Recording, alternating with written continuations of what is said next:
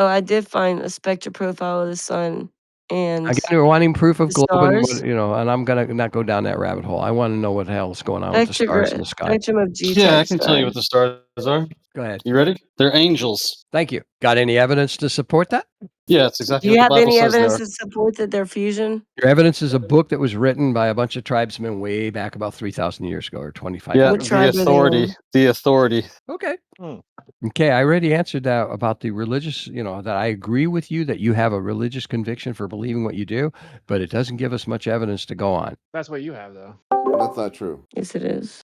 The amount of all data that science- we have collected in science over the last 100 years far outweighs anything as far as data that was produced by the Bible that could be considered. Have you learned about accurate. Do you not interpreting? see that you sound like a cult when you say stuff like that? Like this No. collective identification with the pronoun we.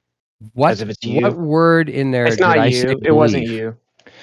You know how much science that we have collected. It's a cult. You're just talking about like a cult, like it's an idea with no substantive specificity. Hey, Witsit, you know darn well you and I have gone around this dance before. Let me explain something to you that'll make it a little easier for you. I appreciate. Why'd you just the get fact so that you have a- weird? Why did you just do that? Because you and I know you have a religious belief for weird. following this, and I respect that. And I'm going to respect it even more by saying, You do yeah, too. you do have a good book, Straw and there's man. a lot of information in Straw there, man. and a lot of information that you can find as being accurate. But Stop I don't poisoning the see well. any Stop poisoning the well. evidence. Stop poisoning the well. I don't see any evidence in that book that points towards a flat Earth. Hey, number brother, one. do you know what poisoning the sky. well is? You could go ahead and use debate terms all you want. I'm going to finish what I Okay, have you to know say. who says and stop debate talking terms? over me. Retards. Retards say stuff Whatever, like you can use whatever. debate terms. Again, you're who's doing the poisoning now? Okay, so what's it? I'm trying to That's what I'm saying. You don't know what and be poisoning the well is. I'm being respectful to you by telling you that number one, I agree that you have a religious conviction, and I understand it, and I'm not here to challenge it. I'm here to specifically ask for the evidence, for the scientific evidence for a flat Earth. I want to know, what are the stars? What's causing the atmosphere to stay down? And show me some experimentation that we can test ourselves, and I'll test it right along with you with a very open, non-biased mind, because that's how I work. Turn the every cameras single on day. up in the sky, and you'll have. Are you gonna not interrupt me? Hey, Okay. Don, So, I knew you were coming in okay, here. Go ahead, you- Witsit. I'm sorry. okay, I don't know if you know what poisoning the well is. Okay, it's like a very cheap tactic. That's what you're doing. It's sophistry, right? So you're just trying to bring up a religion because you know that I believe in the Bible, and trying to preemptively discredit my point to the audience by poisoning the well. Okay, it's fine. stupid. I'll agree. It's stupid.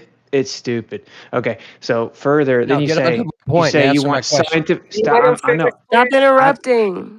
So you say you want scientific evidence for a flat Earth.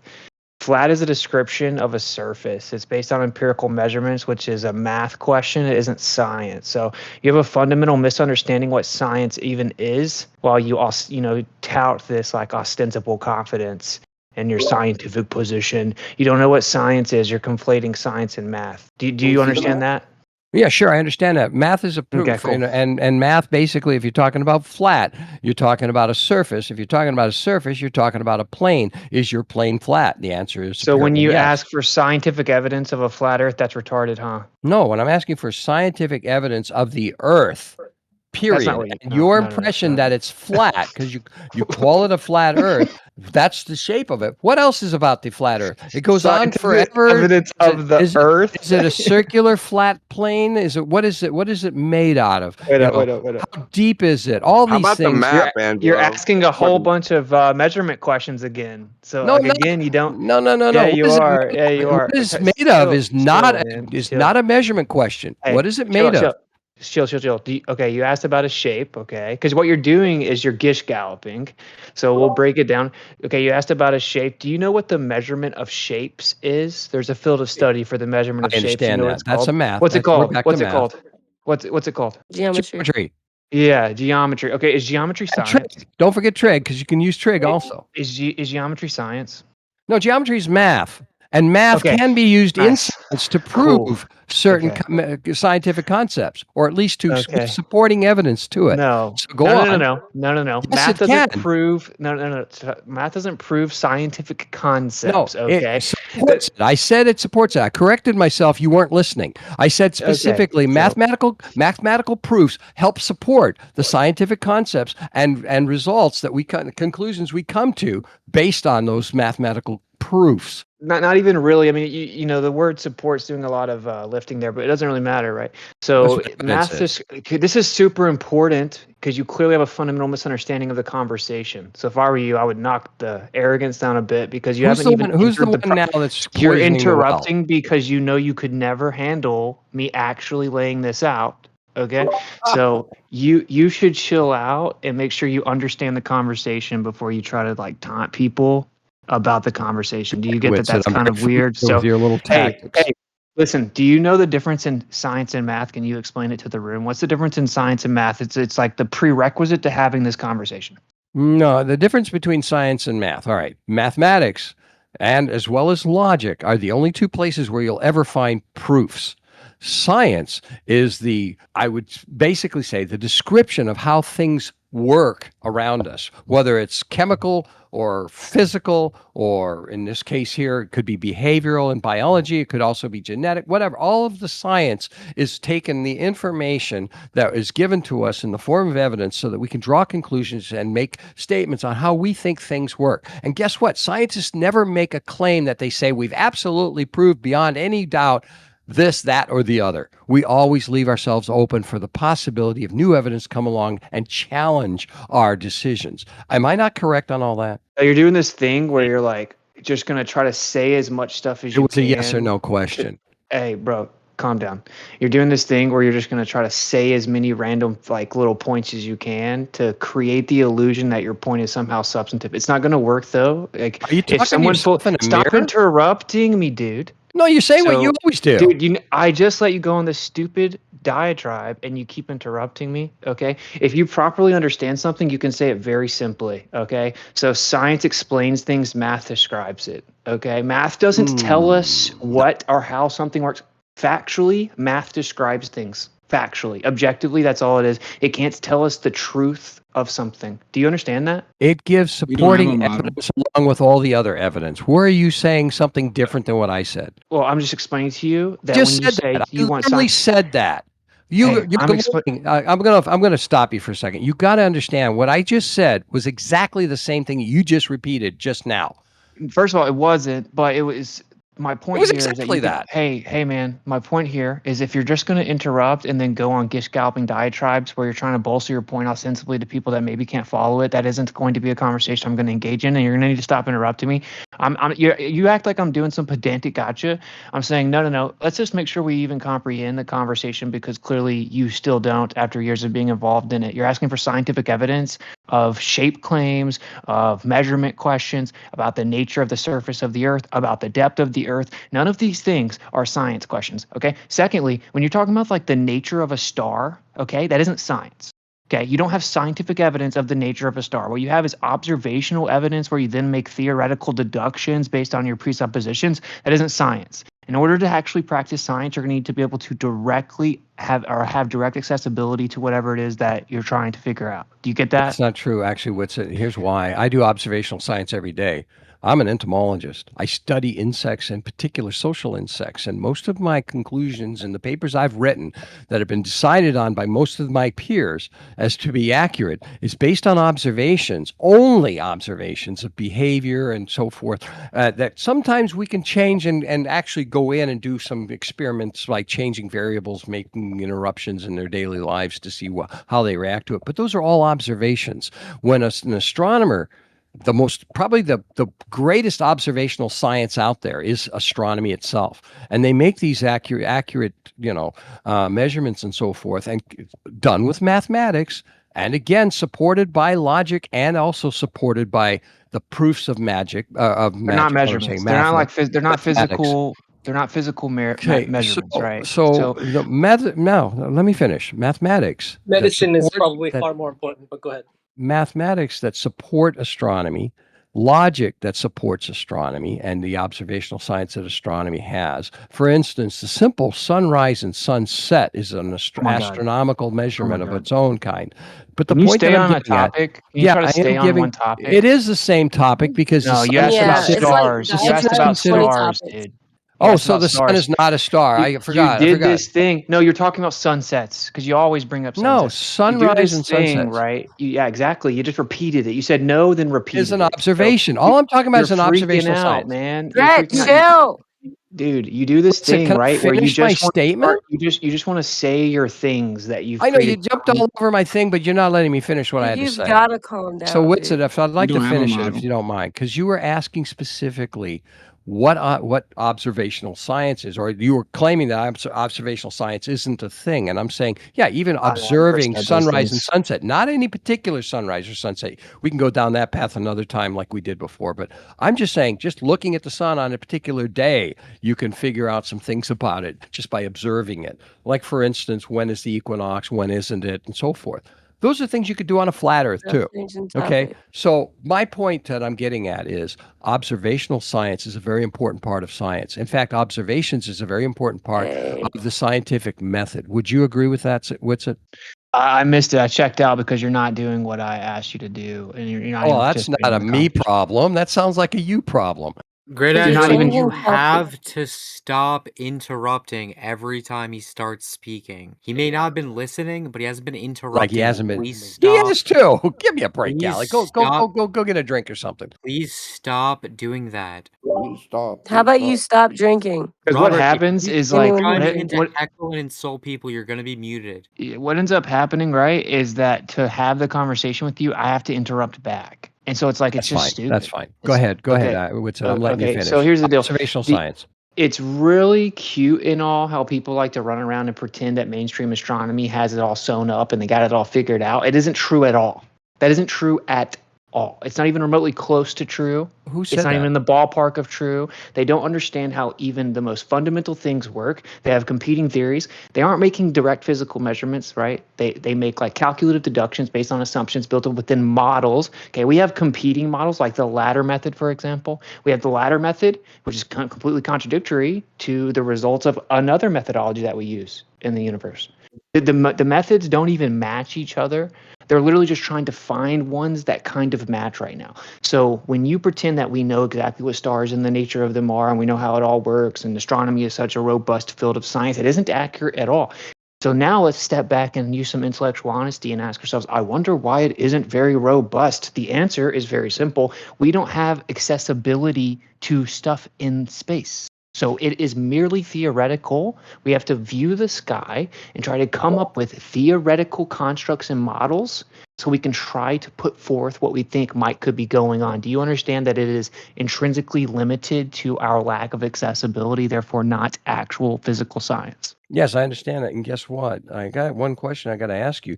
Which scientist specifically said that we know everything there is to know about, astronomy, and we're very certain about all these things? We're never certain about anything. This is why I don't understand why you keep making this point over and over again. You're actually being dishonest to your audience when you say scientists say these things. And you know what? The observations that we make, I didn't say whether that. you just said that science didn't. has already wrapped up astronomy. No, and I said that's not true. you are coming in here trying to present mainstream astronomy as though it is this robust field of science where we never said that. thoroughly understand. You did, because your entire initial premise was, oh my God, you have these kooky religious beliefs about what the stars are, but over here we have robust science and we have all these observations and we know exactly what the stars are. You don't. You don't know what the stars are. So would you like to just admit that you are also just adhering to a belief system built upon the doctrine of men without real physical, empirical, verifiable evidence, and it requires belief? Where did I come up with belief in any of what I said? Okay, wait. You're saying What was that the when first you're thing I said wait, in the are early you saying part of that my your conversation understanding of the about stars doesn't scientific method? require belief? Does that your understanding of stars require belief? It He requires a told us consensus spectroscopy based solves on. it all, right, Angelo? No, I never did. What's it? When I specifically described what science does, the first thing I said is we're constantly challenging each other. I know you missed that Does part of your the understanding of conversation. stars require belief? Does my understanding of stars require belief? No, I take a look at the evidence and I Oh, either accept it. oh, The people who've done the research that have tested oh, the this evidence people. over observation. Right. I understand He that it's a believes stretch for the you to belief. understand how the science, He believes the I'm people an astronomer. So Wait, can and you their tell me the difference? What's jumping the out of the difference? field for a Let's do minute. this. What's the difference with the people in the Bible who say that they did the research and they made the observations and then they made the claims about what it is? The amount of education and what they had for tools, they had their naked eye. They didn't have anything they didn't even have a telescope to they understand what was claim to have going on in seen the the sky. heavens. Dude, they Enoch claim was they brought up claim they in claim that the they got heavens. brought there. They claim that things from the sky that looked like stars came down and interacted with man. I mean, in fact, that claim is made by almost every ancient civilization geographically distributed around the entire world, separated by thousands of miles and centuries, all making the same claim. So, I mean, if I look at the field of historicity, right, we have a specific standard of evaluation within historicity, and then that's like a pretty substantial claim. They're claiming that they observed it. Now, guess what? I wasn't there. I didn't observe it, but that's what they claim. So you just now said other people have made observations. So now I want you to admit that And your they've current tested position, each I want other's you to observations. admit that based on your own description, your current position and belief system about the stars is no more substantial than someone else's if they build it upon the Bible. The other people I'm talking about isn't just one individual or two, but hundreds of astronomers who've Same also here. Same here. observed and made the test. No, there's not hundreds of societies out there who came up with your story about angels coming Yes, down or there are. whatever. Yes, there are. Yes, there No, are. there's not Yes, there are. hundreds. There might There are be hundreds. There are dozens. hundreds of individuals within dozens of societies throughout all of the ancient world that made that With claim. word of mouth is not really a very credible piece But of data you're you can giving me hang on word to. of mouth. You're I'm not you're giving you word of mouth. I'm characterizing. giving you data that's No, been experimentally shown through observation from oh, math, from the mathematics that you claim oh, is we're back to definitive and math. proofs. Okay, right, which We're is back to math. supporting the evidence of science. And I know you want Okay. to run away from that No, supported evidence, but again, don't forget, no. scientists never make a claim that something is absolute. They make a Okay, stop claim, saying that point over and make over. a No, claim no, that no they one even made a agree point with. about that. You did. No, I didn't. I never said the You word said it was absolute. wrapped up nicely. Astronomy's all wrapped No. up nicely. That's your quote. You want somebody who can quote mine that right out of the text or out of the Quote voice chat mine. if they want. Oh Whatever. man, no. Okay, so I don't want to have to So keep tell me you repeating didn't say myself, that. dude. No, what I did, and you know what you did, the whole room heard it, right? You were arrogantly and condescendingly mocking the idea that people have some type of religious belief, and then you wanted to pretend that you were respecting it, right? By arrogantly being dismissive as though, okay, you just have these kooky religious beliefs, and then you touted yours as if they were asymmetrical, right? And pretended it was more robust. This is exactly what I just explained. Now you've looped back around claiming that I said, oh, you must have 100% definitive knowledge and accuracy. No, no one said anything like that. What I'm saying is, this is why I brought up the math science thing. Okay, you just brought up math again. Math is a description. So let's just use, we're going to look at the sky, we're going to see a star, okay? It has luminosity. In your paradigm, it has a certain mass, it has a certain distance, and it has a luminosity. Those are the three main variables, okay? Then they have spectroscopy, where they are attempting to deduce the elemental composition of the star, right? They're making an observation, and now we're going to take math and we're going to describe the specific characteristics within that observation. Do you agree with all that? Yeah. Do you know why they do the elemental composition of a star? No, I don't. I Because don't it even know tells their them motivation. Science is it independent of tells them motivation. volumes of to the old age of the star. The older a star gets, the heavier the metals they're going to find in the star. No. That's what your belief system is. That's what's demonstrated in all of the stars who are near the point of collapse or near the end of their life cycles, all show that. And all the new stars, the young stars, all show a different Oh, so if spectroscopy you that affirm shows the mostly hydrogen consequent and helium. No, it's just basically by taking reifying observational the model. science and coming up with a model that basically supports it. And right now, that is the convention that we believe in as, there's your word that you're looking for, that we believe in as the supporting evidence for it. But we leave So appeal ourselves to open. consensus. The difference between belief and the difference between accepting consensus is, as we accept consensus, we're open to change. Unfortunately, I don't see you open to change your I don't, religious belief. but fortunately, I don't care what you see right, or think. It's okay. But this is what It's this is fine, what and that's why when you Greatangelo, misunderstood me. You misunderstood me when I said I respect your religious conviction. no, No, because you're stubborn about it, and I have to respect it. You're never going to change your mind. projection. So, hey, this is what I want to know, man. Do you agree that logic is super important when it comes to having a conversation, or B, even attempting to find the truth of a matter? In a debate, yeah. No, not in the debate. When you want to just figure out the truth of a matter. Logic is used in evaluating evidence to come to a conclusion. If Right, so it's not just about debate then.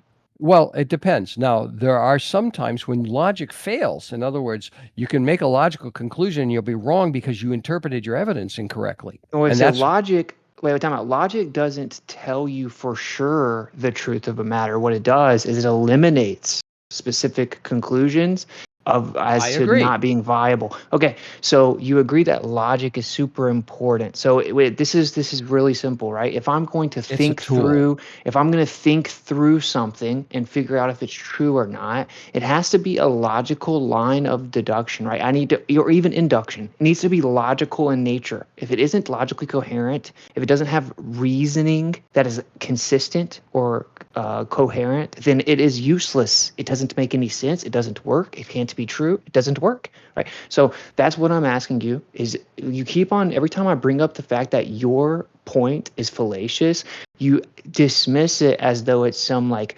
debate tactic to just try to get a gotcha in the conversation, but you're still actually right. I've just mastered the art of pretending I know debate tactics.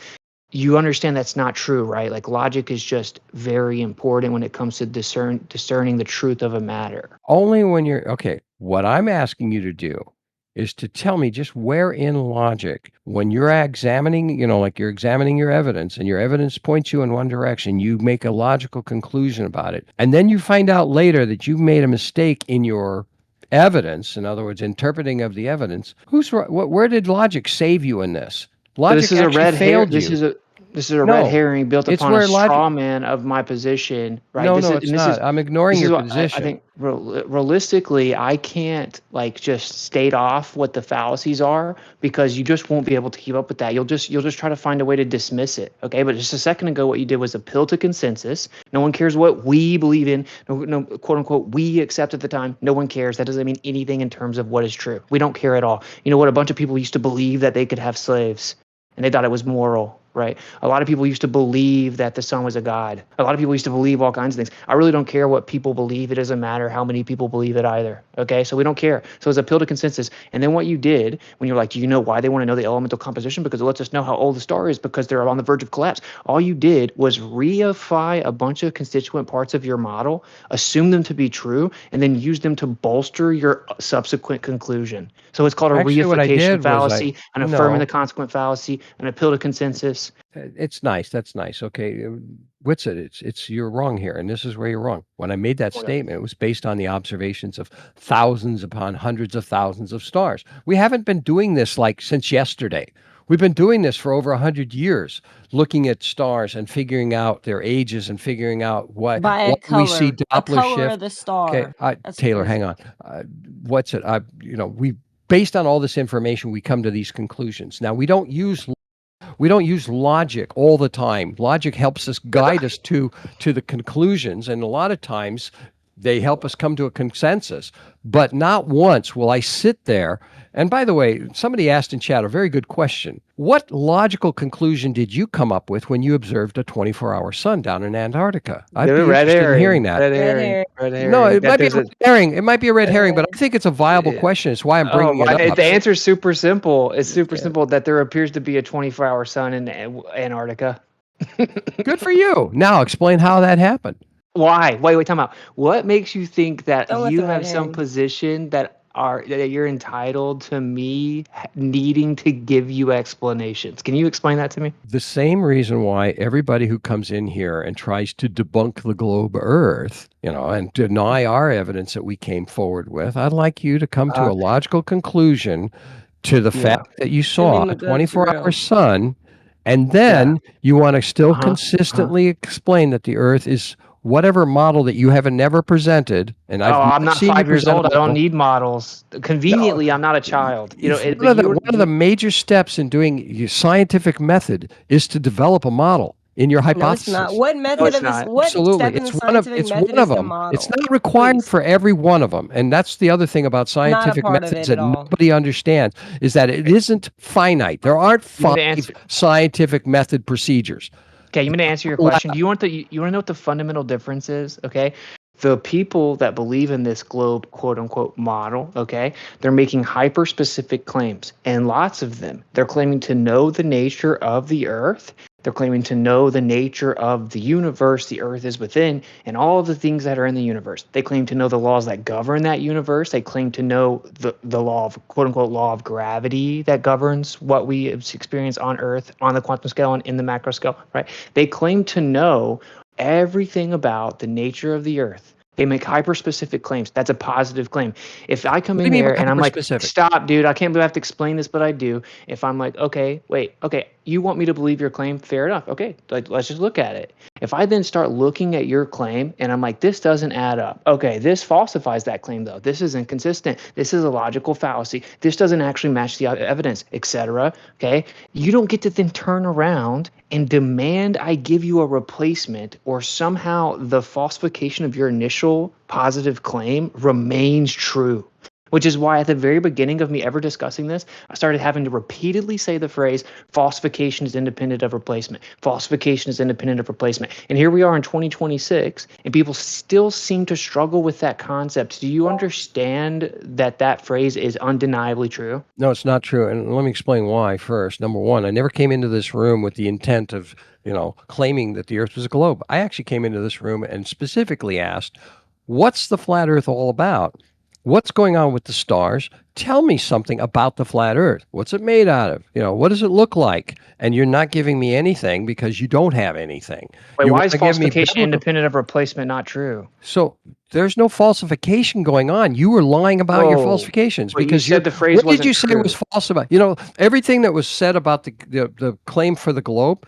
By the way, they're not precise. They're Wait. Can we just get some based clarity here? on Can we a get some clarity here? consensus of Pause evidence. for a second, bro. Okay, because you're saying different Go things, ahead. right? Are you challenging that the phrase is true, right? Falsification, independent replacement. You said no, that's not true. I know Or are it's you not in this challenging instance. that falsification exists? So is the What are you falsifying? wait, is the phrase true? What are you Yes, if you can prove you're false. If you can prove Oh, what's false. duh. That's assumed within the word falsification, But isn't it? where's the falsification? You made Okay, no so falsification. so you agree that falsification is independent of replacement? In the purest sense of the word. Sure, Of the but go phrase. on Oh, go on okay, back to so if you what you falsified. I haven't heard okay, I any got you, falsification. man. Okay, so this when you came in here to know what flat Earth is about, you may have got a bunch of answers, maybe because there's believe it or not, it's much less of a cult of thought as your position. You have like a hierarchy of belief, and then you have to toe the party line of certain beliefs, and you have like a little bitty wiggle room, like a little bit of ostensible intellectual freedom. You know what I mean? This Where? other side's not like that. This other side's not like that, though, right? Okay, so the accurate depiction, I would say, the accurate representation of the position is we were all told the Earth is a certain thing our whole life. Some of us just assumed it our whole life. Most of us did. Then we heard this idea that it wasn't true. We're like, that's crazy. So then we looked into it, right? So we just decided to challenge our own beliefs. Okay, every single person that's a quote unquote flat earther, they were once a globe earther. There may be like one anomalous claim otherwise, right? So we're all globe earthers, True. and we chose to challenge our own belief, okay? Because there was a positive claim on the table that we had just assumed to be true, and it had lots of claims, and we never even thought about them. We just assumed them to be true, okay? So then we started to challenge it. We started to try to prove the globe model was true. Most of us, like I got into it just to disprove flat earthers. That's the only reason I even got into the conversation at all. Okay. And so what I found out was it's a lot trickier to do that than you think. And I know for a fact that you know that. I know that for a 100% fact that every other glober in here knows that, or you wouldn't be in this room right now. You wouldn't be in this room I'll right give now. you that much. Witsit, I'll give you that much. You guys have made an art form at trying to, push your little narrative, and I agree that you guys are very good at it. But I will tell you one thing. Here's where you're going wrong. You keep saying over and over again that we as scientists have come to the conclusion that we cannot bend at all once we come up with the Earth's a globe, the stars are out in space and so forth, because according to you, we cannot possibly, prove any of this stuff. We don't try to prove No, it. you're just in a religion's my point, actually. It's not a religion, and here's why Okay, it's not a religion. okay, do you have to believe in gravity? Here's why it's not a religion. Here's why it's not a religion. Because when somebody challenges it and comes up with evidence challenging whatever it is that I understand, I'll change my understanding. You come up with some evidence of your. Let's talk about gravity, because that's where I think you want to go. Pause. I want you to repeat that phrase. I want everyone to remember it. Can you repeat what you just said? Well, you just made a claim, and I'm gonna. You're asking an old man to remember what he just said. I want you to remember that I'm making this point, and within 5 minutes, you are not gonna do that. Guaranteed. Within 5 minutes. Okay. So do you remember what you just said? You just made a claim, right? I said that we constantly challenge ourselves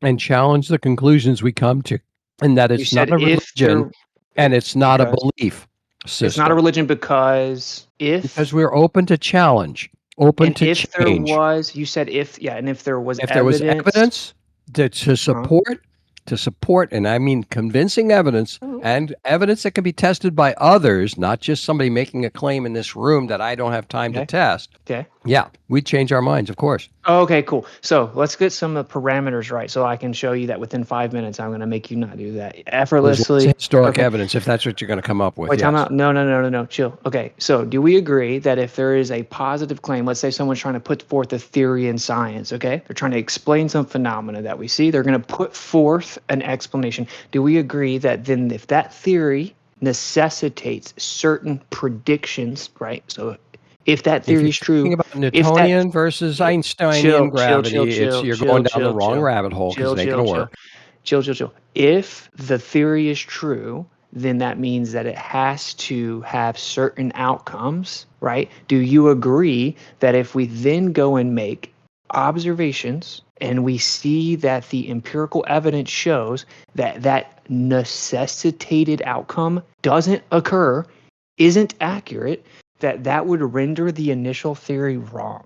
Not necessarily prove it wrong. It may change the outcome of how we interpret the original theory, because sometimes the original theory will apply on a grand scale, will apply on a micro scale, depending on what it is. And this is why I think I have a feeling that you were headed right towards the argument. This is why it's a religion. No, it's not. It's taking the evidence.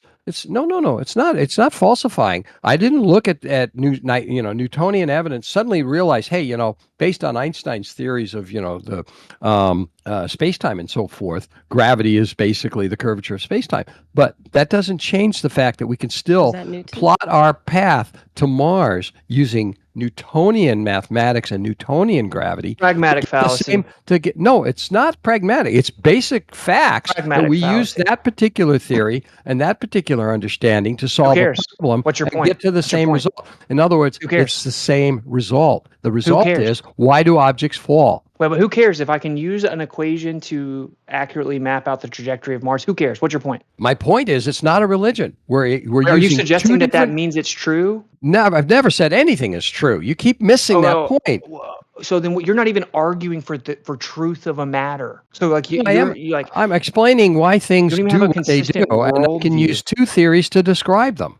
That's irrelevant. I'm asking a question, dude. So is gravity true? Absolutely. Oh, I thought you said you never claim anything's true. Okay, so no. Whenever you bring up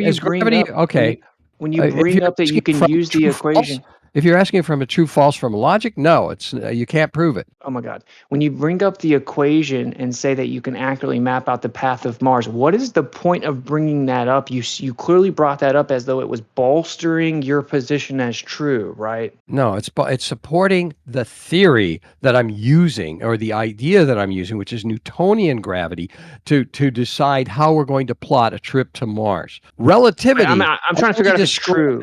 Only describes what the overall, from a universal scale, how the effect of different objects within the universe affect each other. I'm trying to whereas figure out if it's right Newtonian or is more wrong, true localized. or false. It Right? doesn't That's what I'm matter. trying to It's you're going to go ahead It now and doesn't take me down a different matter. yeah, it doesn't matter because I'm again describing using science, describing a phenomenon and explaining it as best I can based on the evidence that we have from two different scientists over two different almost a millennia and a half away from each other, a half a millennia away from each other, and yet they both came up with ideas that support many of the ideas and solve a lot of Doesn't the problems matter. when you're solving problems, which is what science does a lot of. I'd say we're doing pretty good That considering we have doesn't no. two ways to look at it. What's Doesn't They wrong made with a matter. having two mathematical ways to look at model. something? That doesn't matter. What's wrong with having two ways of looking at something? Well, Land no your one said plane, dude. what? No, Is no there one said there's something wrong something with wrong having with two ways? dude. No, what I'm saying when they have intrinsically contradictory claims, they They're not can't both be true. contradictory. They Stop support interrupting each me. other. Stop Where interrupting. did No, you get they this are contradictory? Gret, Dude, you're freaking come on, out. dude. Go They're ahead. fundamentally contradictory, dude. They In what cannot way? both be true. Okay, Newtonian mechanics says that space is absolute and fixed, and Einsteinian specifically says it's not absolute or fixed. How does that change how you decide whether something's going to move towards something else or not? Can both of those things be true at the same time? Yes or no? No, they were totally two different ideas. Where are you coming up with this idea of Wait. two different explanations So for they the weren't same contradictory. phenomena? Okay, no, So they they're weren't both- contradictory, though. No, one claim was turned out Yes. to be wrong, which is everything is fixed. Okay, when you have space time, not everything is fixed. Okay, that's one because Okay. of the information that So they are contradictory. Newton was missing some evidence that he needed. He probably would have come up with the same ideas if he had the No. same tools available to him. Oh yes, he would have. He was bright enough to figure wait, that out. so they are contradictory though? No, they're not contradictory. They're missing He literally evidence. just He's described how they missing were. he's missing ideas. He's missing the ideas to support Einstein's ideas, which Okay, they're Einstein fundamentally had more contradictory evidence. though. They're not fundamentally contradictory Yes, they because are. his claim was based on an error. His error, Dude, first his of all, claim even if that is were wrong. true, it wouldn't matter, okay? Because it means that his claim was still contradictory to the No. other one, right? This is the law of non-contradiction. It's like one of the basic fundamental tenets of logic, dude. And no, this isn't some gotcha. This means like if Nobody's you doing don't apply logic in these this. in your life, if you don't, dude, we use logic to even formulate sentences. Dude. Right. If you So don't, can I ask you a question? Do things fall down? Yes. Do Dude, they just fall let down him according to finish. Newton's descriptions? Yes. Do they fall down according to Einstein's descriptions? Red Yes. herring, What's red the difference herring. between the two? No, it's comparison. You got a Red herring. comparison. There is no contradiction in those two. Both of them describe my the same God. thing. Okay, One so of them if I describes it more efficiently and more accurately than the other. But okay, it so if doesn't I have make two, both of them wrong. so if I have two theories and I'm like, hey, these theories contradict, and then I point out the specific points they contradict, if you just handily dismiss them and then start listing off the parts that are the same, that is totally irrelevant and retarded. Okay, so can you stick on what I'm saying? That would be great. It violates the law of non-contradiction for them to both be true. They make fundamentally contradictory claims. I just named one of probably What's the a contradictory dozen. claim? One claims How that does it space is affect, how absolute. does a Stop contradiction interrupting me. Stop affect interrupting each me. other? Let me ask Stop you this. interrupting me. I want to Dude, interrupt you. stop Yo, Greatangelo. Clarify my interrupting me, question. dude. Can I clarify my question? What I want to clarify Oh is my God. what is the contradiction and how does it affect Muting each it. claim? Okay, man. So don't interrupt me. There are multiple, okay, I can list a few of them, but Newtonian mechanics claims that space is absolute and fixed. Einsteinian claims it's not absolute and fixed. Newtonian mechanics claims an object will continue in a straight path unless an outside force acts upon it. Einsteinian mechanics claims that an object can deviate from a straight path without an outside force acting upon it. Newtonian mechanics claims that gravity is an innate property of matter, and then Einsteinian mechanics claims it's actually an external effect of the bending and warping of space-time relative to the displacement of that matter. Fundamentally contradictory claims. One of them where's the contradiction? one of them claims that there is no time variable, effectively instantaneous action at a distance. Right? Newtonian mechanics has no time variable. Gravity is instant. Okay. But according to Einstein, it is not. Right? It has the time variable and then it actually incorporates time dilation relative to the reference frame. They're fundamentally contradictory. So in one, gravity takes some time to happen. The other one, gravity doesn't take any time to happen. It's instant. One of them, the space is absolute and fixed. The other one, it's not absolute and fixed.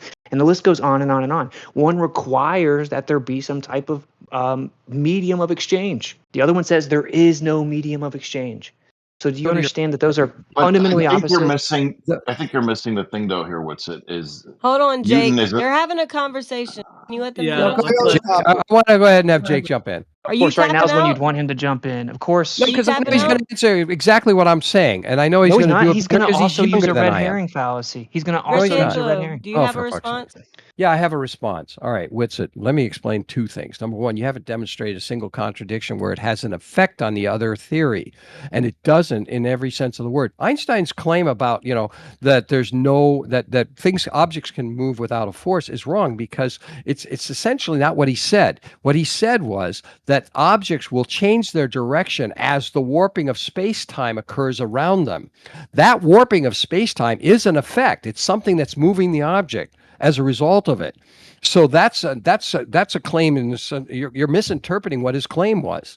He's talking about an effect. He's just talking about not a physical pushing of that object that's changing its direction. It's the change of warping of space-time. So there is an effect there that's moving the object right along with what Newton had specifically described. That contradiction falls right there. Second No, contradiction. wrong. No, we're not going to gish gallop through them. No. Go ahead. What Well, you you said is did. not You true gave at me all. all of them at once. Don't I get to do that? Sure. No, I'm listing them Well, off, and thank then we'll you. go through. No, time out. I listed them off Oh, you're because you so incessantly nice. interrupted me. You Go ahead. incessantly Tell me where there interrupted is a me. contradiction. Go ahead. So you're doing it right now. You incessantly interrupted me like 7 times. So then I had to lay them all out. I would love to have like a Okay, normal go ahead. conversation with Just you. give You me the showed one yourself on the one I utterly just Stop. demonstrated. incapable of doing it. You're doing it right now, right? Yeah, I know. You're So preaching to everybody so you look good. no, So there's no get on to the It's point. over preaching. with. There's no preaching. So like just talk about the first one right there. Okay. So are you claiming that Newtonian gravity doesn't claim that gravity is an innate property of matter and that it's instant? You want to rephrase it? Somebody muted me and I was spending a little time typing. Go ahead and tell Are me again what you you just said. claiming that Newtonian gravity doesn't claim that gravity's an innate property of matter and is instant? I Yeah, didn't talk argue right anything. through I me.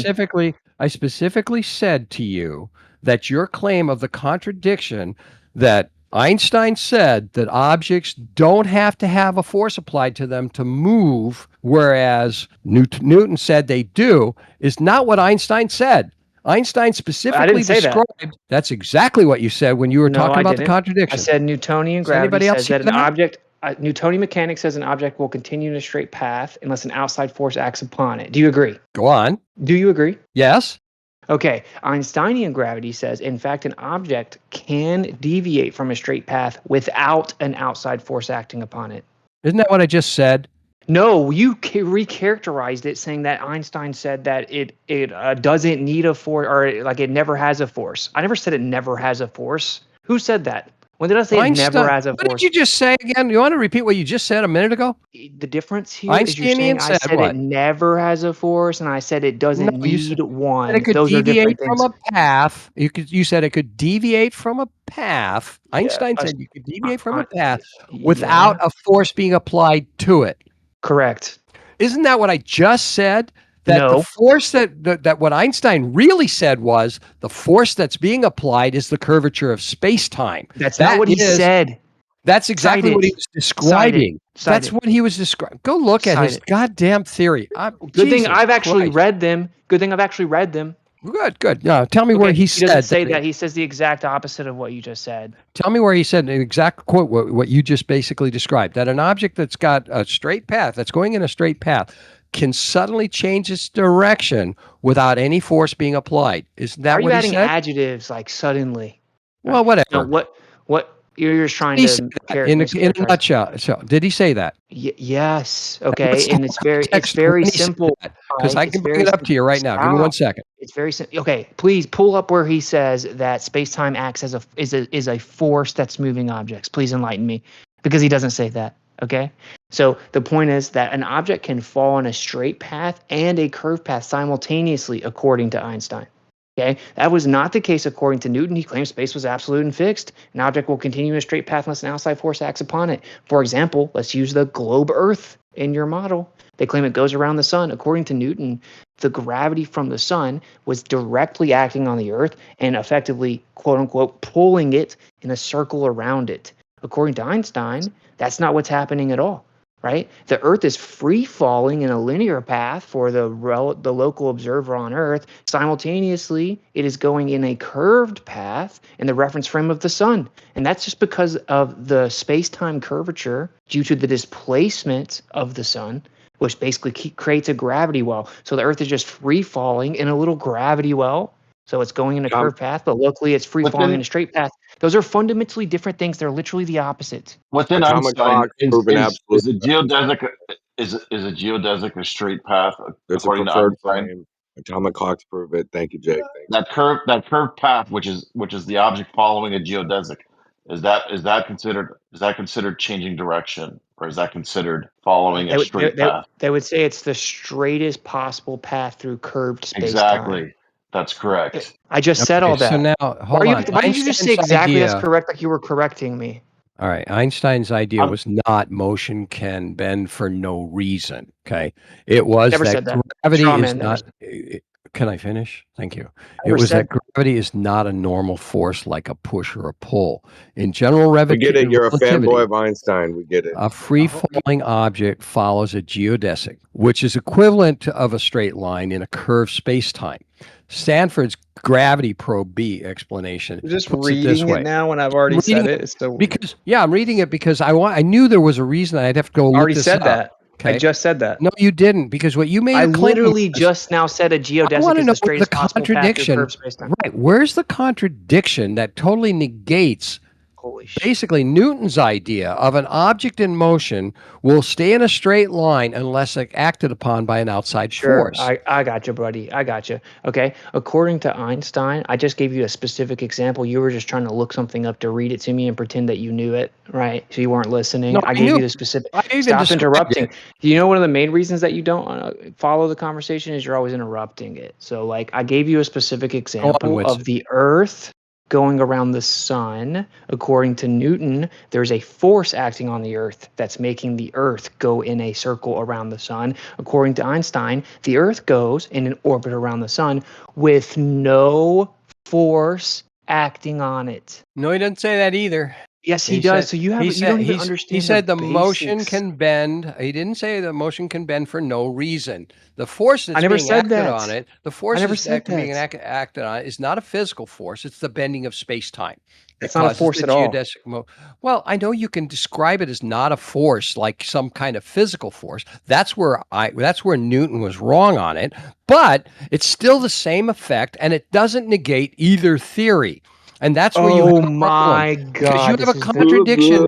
You have a contradiction here that you keep claiming is here, but the only contradiction is that one person's understanding is different than You're another. pompous, bro. Okay, let me try to it's like, do you not even understand what you just said? You said, no, the effect is the same. So even though the theory that's proposed, the fundamental components of the theory and the fundamental claims within that theory that supposedly give you the cause of what gets you to that effect that's explained are completely different, completely contradictory, exactly the opposite, that because they have the same ultimate outcome, they're actually not contradictory. That's so stupid. Yeah, because you know that we're just looking at an observation before we propose any theories, before we have any scientific theories or explanations at all. We see the phenomena. Wait, it's stop just interrupting.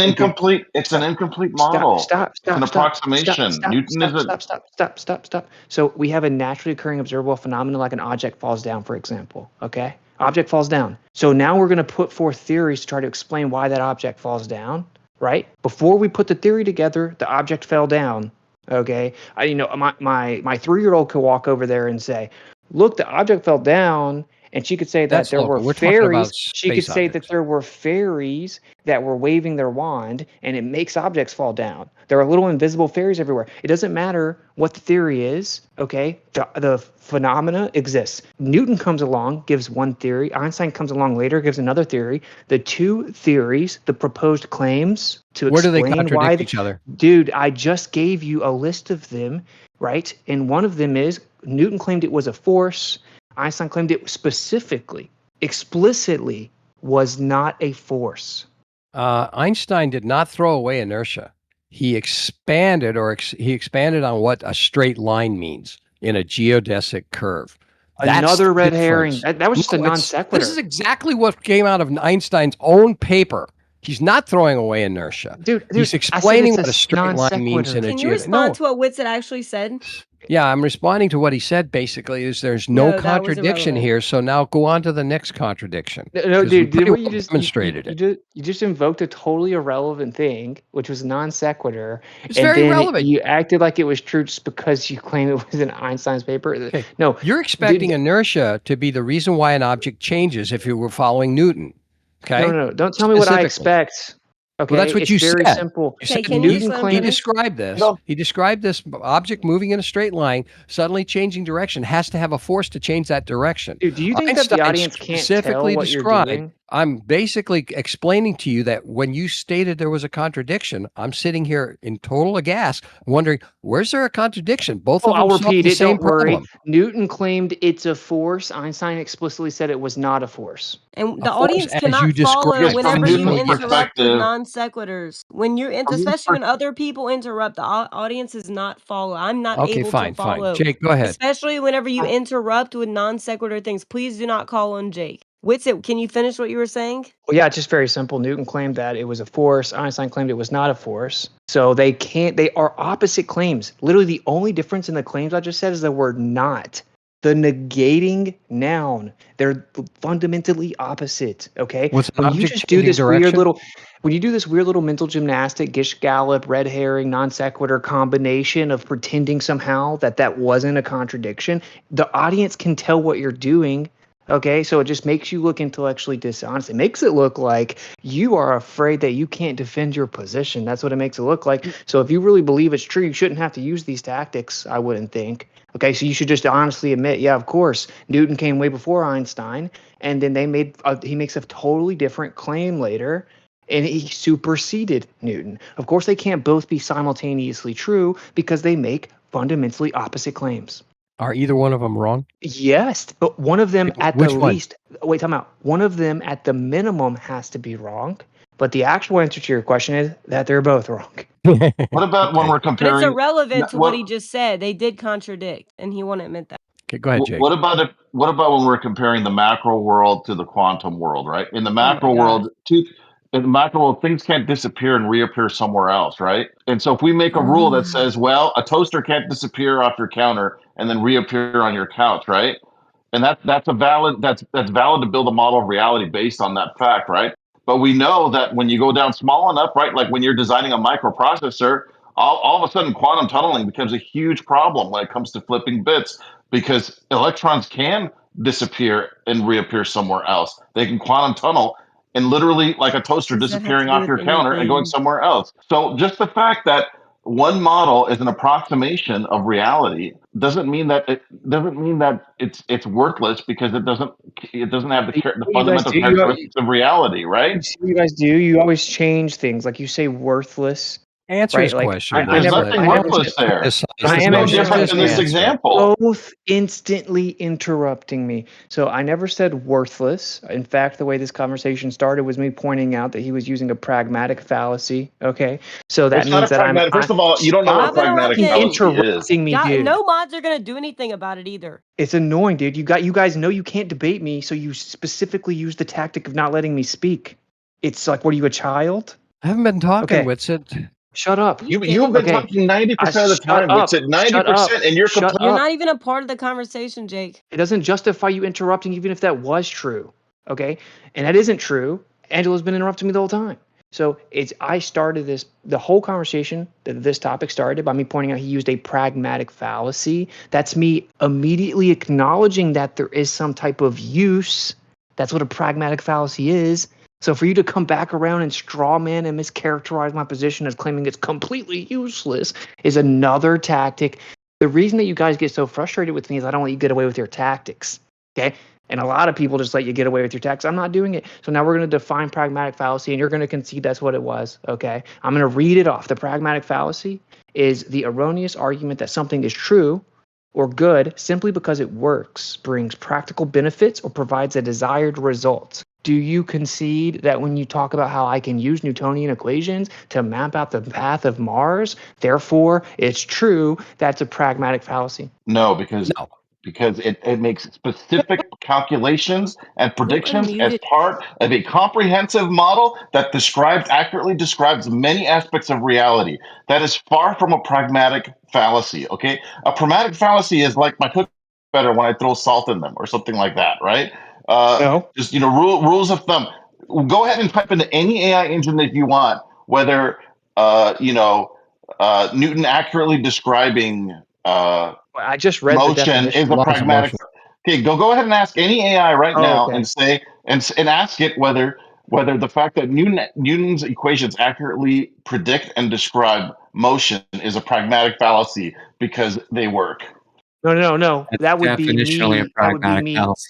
And it would be me changing even the specifics of what I call a pragmatic fallacy, which would make no sense, right? What he said was that Newtonian gravity is true because it can be used to predict the path of Mars.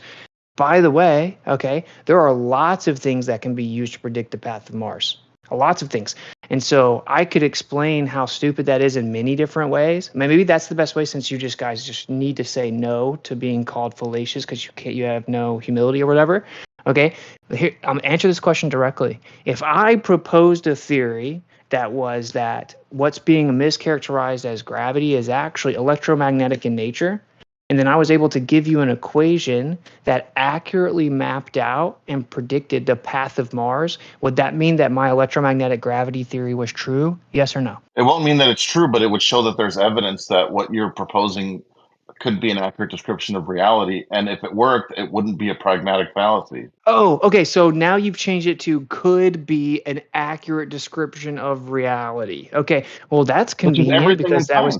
that's convenient because that was my whole. No. Science and math are different. Okay. So that's convenient. That was my whole point was, yeah, we have descriptions, mathematical descriptions of reality. We use Newtonian gravity for engineering. In fact, like it would be insane to use Einsteinian gravity for engineering because the complexity just to get the same outcome makes no sense. Because the only thing we need in engineering is the outcome. We just need the solution, right? So we can go build something.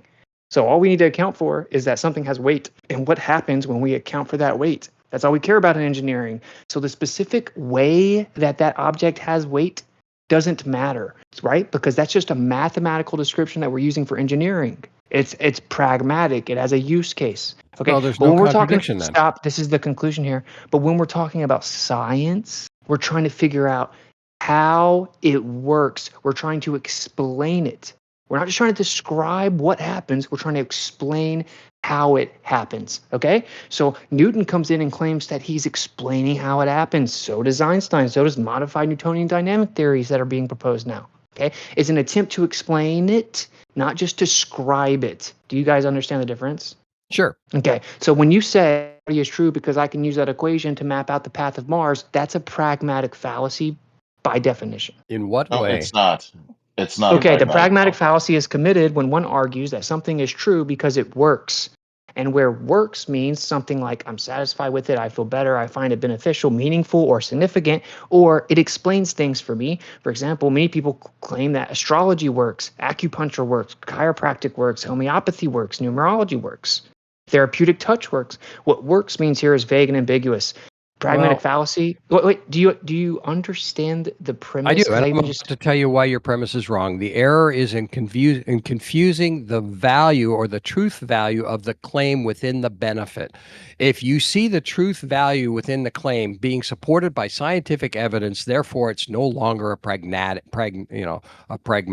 You basically are missing the point. All of the evidence that backs up Newtonian, in fact, done experimentally for 200 and 300 years now, showing and demonstrating that he's correct on all these laws of motions that he's put together. One explanation comes along later on that specifically says, well, it's not quite actually the effect isn't just gravity itself, it's a warping of space-time. That's different. That's just a different approach to the same evidence that's being demonstrated over and over again. It's not a pragmatic fallacy. Okay, so can I ask a quick you just question, red herring. Greatangelo?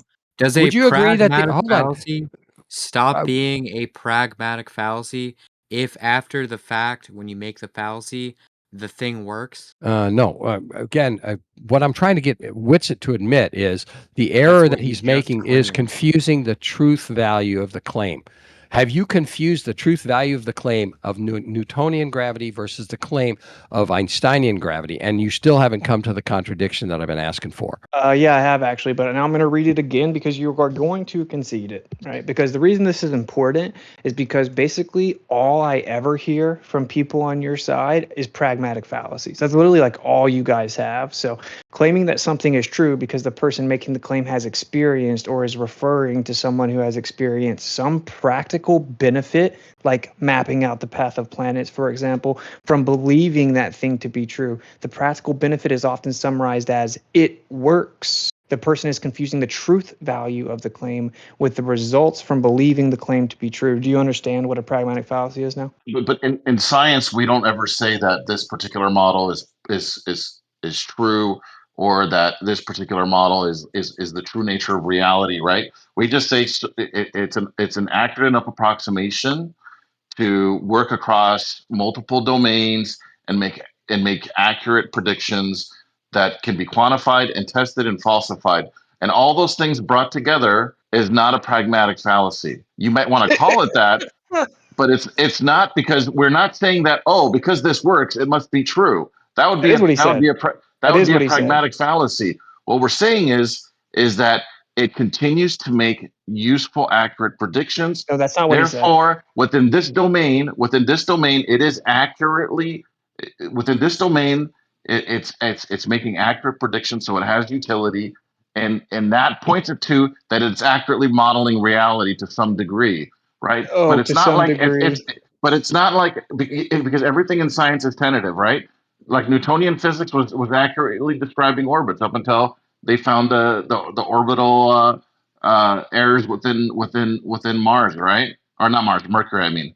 And then that's when you needed the extra accuracy of Einsteinian physics that was able to predict that, because that model was more accurate. But none of it says that this is the true nature of reality. Therefore, you could say, oh, it's a pragmatic fallacy. It's the true nature of reality because it works, right? Okay, so Pragmatic what you did fallacy was in the way that change what you're he said. What you did was change what he said, though. You said we're not saying, and then you said exactly what he said. So I'm glad that you agree it was a pragmatic fallacy, and you had to subsequently come and revise what he said, right, to Right, claim it hang on. wasn't a pragmatic fallacy. So I'm glad that we all pragmatic now agree. Witsit. I'm glad that we now in all the way agree. in the way Stop that we interrupting use me. Stop the way interrupting There, that me. we y'all use Glad, interrupting him, and it's a 2-on-1. Can I'm glad another that mod we please step in and help? Oh, I'm, shut up. I'm I'm glad that we now all agree that it was a pragmatic fallacy, and so we can move forward Nobody now that agreed you to that. guys stop interrupting me. So now we can move forward to you guys having your new revisionist position, right? And I can just ask you directly. So what you're saying now, according to how he just characterized it, is that you would not claim that your current understanding of gravity is true. Like you would not claim it is not a truth claim. Okay. A pragmatic fallacy would Answer my be, question. Answer my I'm, question. I am answering your question. I'm going to Is your give you, version of gravity a truth claim? Yes or no? is what? Are you claiming that your theory of gravity is true? Yes or no? No, I'm not. I never Nice. claim anything is true. So Let me your come back theories to of this for a gravity minute. are not true. So we Okay. agree. No, we don't agree, and stop lying and putting words in people's mouths. You do this every time. You say, can't we all agree or don't we all agree? And this side of the chef, nobody fucking agrees with you. You just So said let it. me It's get on with what I'm going recorded. to say. Stop the I'm going to now disrespect, claim dude. Newton's claims were not automatically a pragmatic fallacy. If they were a pragmatic Amen. fallacy, it would be this. Newton's gravity works, therefore Newton's description is absolutely, finally, metaphysically true. That would be fallacious. You don't have to say all those Newton's actual adjectives for it to be a permission fallacy. Newton's actual permission okay. Newton's theory was pragmatic in the good scientific sense that it worked, made predictions, explained planetary motions, tides, falling bodies, cannonballs, orbits, and so on. But it is not the Relevant. same as the pragmatic fallacy. I never claimed Newton's theory was a pragmatic fallacy. What I claimed was What the your hell were you claim. talking about all the whole Oh my time? God, have you been lost this whole time? So I Yeah. said that your claim was a pragmatic fallacy because you claimed that Newtonian gravity was true because it can accurately map out the path of Mars. He was No, I never also said that. I said it Yes, you accurately did. predicted. We could use it to predict how we were going to get to Mars. Not, I Right. wasn't even talking about the orbit of And then Mars. I said, okay, what's your point? Who cares? Are you claiming that that is somehow proving that it's true? And you said No, yes. no. What I Yes, said, what that I is what basically was happened. trying to tell you and get you back on subject was, where is the contradiction? Because we were bringing up all these different contradictions, and you're That was failing afterwards. miserably on this No, that contradiction was between afterwards. you between you listed 9 different contradictions. That was Okay, I afterwards. went after one of them. I went after one of them and specifically said, "What's the contradiction for this?" This is how we got onto this conversation. I specifically have been asking for it. You still haven't given me the contradiction between Newton's theory Are you of laws serious? of motion versus Einsteinian's Okay, so this is how it relativity in actually happened. space-time. This is how it actually happened, right? You said that if you Oh, were, just you answer said the it, you said, question. stop interrupting me. You said that you weren't in a religion, right? Because I said you have a belief system built upon the doctrine of men and it requires belief, right? And it started by talking about the nature of stars, right? You have to believe the model, right? Like you started talking about Understand the it, age of yes. stars. Stop interrupting me, dude. You started talking about the age of stars and how they were close to collapsing. That's what the elemental composition shows you, blah, blah, blah. I said, well, dude, you're just reifying different constituent parts of your model in question right now. And it requires belief that that model's true to build your subsequent claims upon that. And you took contention with that. And you said you wasn't like religion. You didn't have belief, right? And I started to talk to you about it. You said, because if you were shown evidence that the theory wasn't true, then you would stop believing it. And I said, okay, Correct. remember, I'm going to make you walk this back in 5 minutes. And guess what you did? Guess what you I did, didn't right? walk it So back. then, so yes, you did. Because so you didn't initially walk it back. What you When initially did I tried to ever say, walk it back? I said you didn't. I'm about to explain it. If you can be quiet for 30 more seconds. So then you bring up Newtonian gravity and claim that it is true. And you use the example of the fact that we can use Newtonian equations to map out the path to Mars, right? And I said that's a pragmatic fallacy, dude. And I explained very simply, dude, I can use Einsteinian equations, I can use Newtonian equations, I can use modified Newtonian dynamic equations, I can use different electric theory equations, right, to map out the path of the planets. That doesn't mean that any of them are true. The description of the path is a mathematical description. That's it, right? But the theory behind it is a proposed explanation of how that takes place. It's the difference in dynamics and kinematics. Okay, Are you done? kinematics describes motion, and dynamics explains basically how that motion occurs, the physics within that motion. Do you understand that those are different? Do you understand that just because something works, it doesn't mean that it's true? Are you done? Yeah, clearly. Good. All right. First, not once did I say that it was true. What I specifically said was that Newtonian physics, Newtonian's laws of motion and so forth, described how objects move and how falling bodies work and all of that stuff. It was a very good description of it. And I specifically said Einsteinian changed that to the warping of space-time as the explanation. That's all I said. And then I asked for the contradiction between the two, which you brought up, basically that an object that was in motion, can only change its direction with a force applied according to Newton, and that Einstein specifically said, no, an object will change its direction on its own without a force being applied. And I pointed out the invisible force that's being applied actually is the curvature of space-time, which is not really a force from something that you can call as a physical force, but just a warping of space-time itself. That was the whole thing, what I said. That is not a belief, but an understanding based on the evidence that's been given up over the years, not only proving, and many, many proofs of Einstein's relativity has been so experimentally proven, both on the quantum level and also on the galactic level, as well as the Newtonian experimentation on how falling bodies work. So all of that stuff is giving information that all of us can agree, and you probably can too, that the observations that you observe of falling bodies seem to fall in line with both of those theories. Okay, so you In always do line, this not thing, right? truth. You completely avoid the whole entire point, right? And it's What all did I good. avoid? But so this is what ends up always happening. I didn't have to just recount the entire conversation. It's really annoying, right? But I pointed out that both of those things can't be true. You claim that both Newtonian and Einsteinian were true. You use the word true, and if you want to bet on it, then we can bet on it, and I'll go find it. But unless you're going to bet on it, I'm not going to take the time to go find it. But everyone knows that I'm not making this up. I think someone's probably going to clip this anyway. So anyway, so long story short, right? You claim that they were both true. I said, dude, they can't both be true. They make contradictory Where claims. did I say the word true in any of what I said? Just So do you clear want to that bet on up it? for me Do you want to first. bet on it? Do you want to bet on it? Do you have short-term memory? You literally did say it was true. Yeah, it was the You said entire gravity point. was true, for example. I never said it And was true. specifically, I said yes, it you was Yes, did. agreed you did. upon as Verbatim.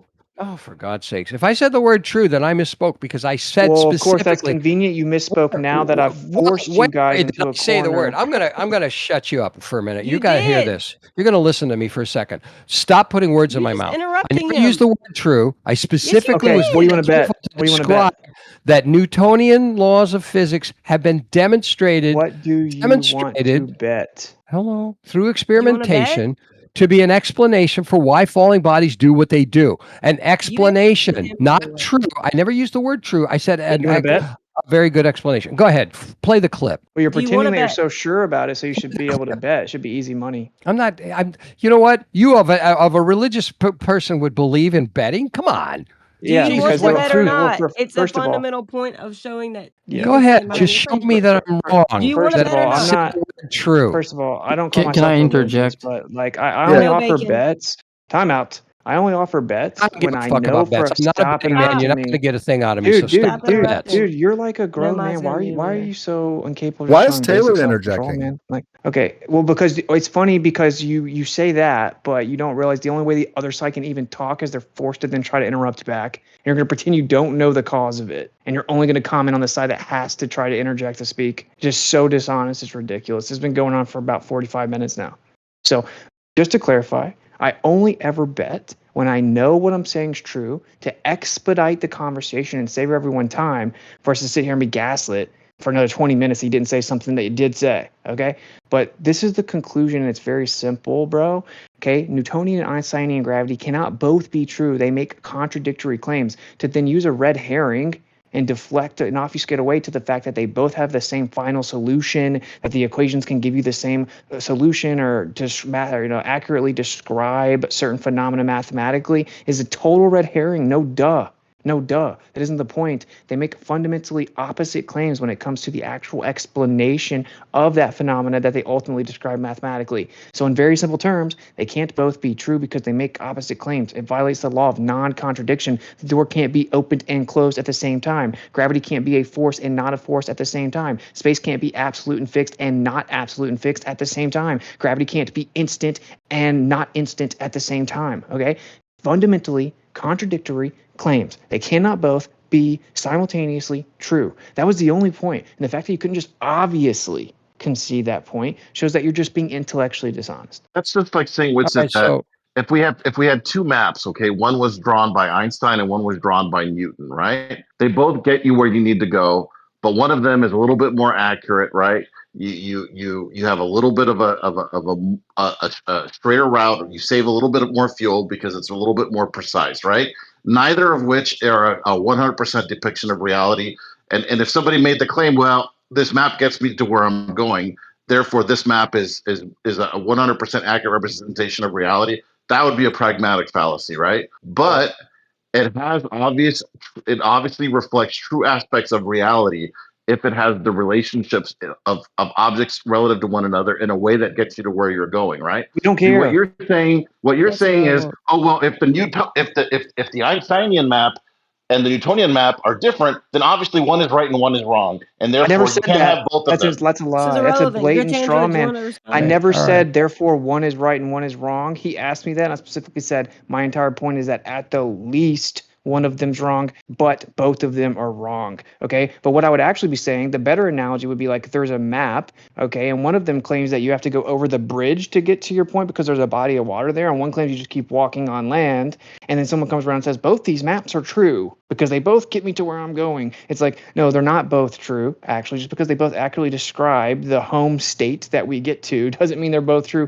One claims I have to go over a long bridge over this crazy river. The other one claims that there is no body of water at all because they're fundamentally opposite claims. The claim that they're both true is ridiculous. It violates the law of non-contradiction. And this is the bigger point here. This is the bigger point. This is a reason I bring this up is because if people that are actually intellectually honest and not just in here trying to get a gotcha or see if they can squirm out of their position, this is a huge problem within this conversation, dude.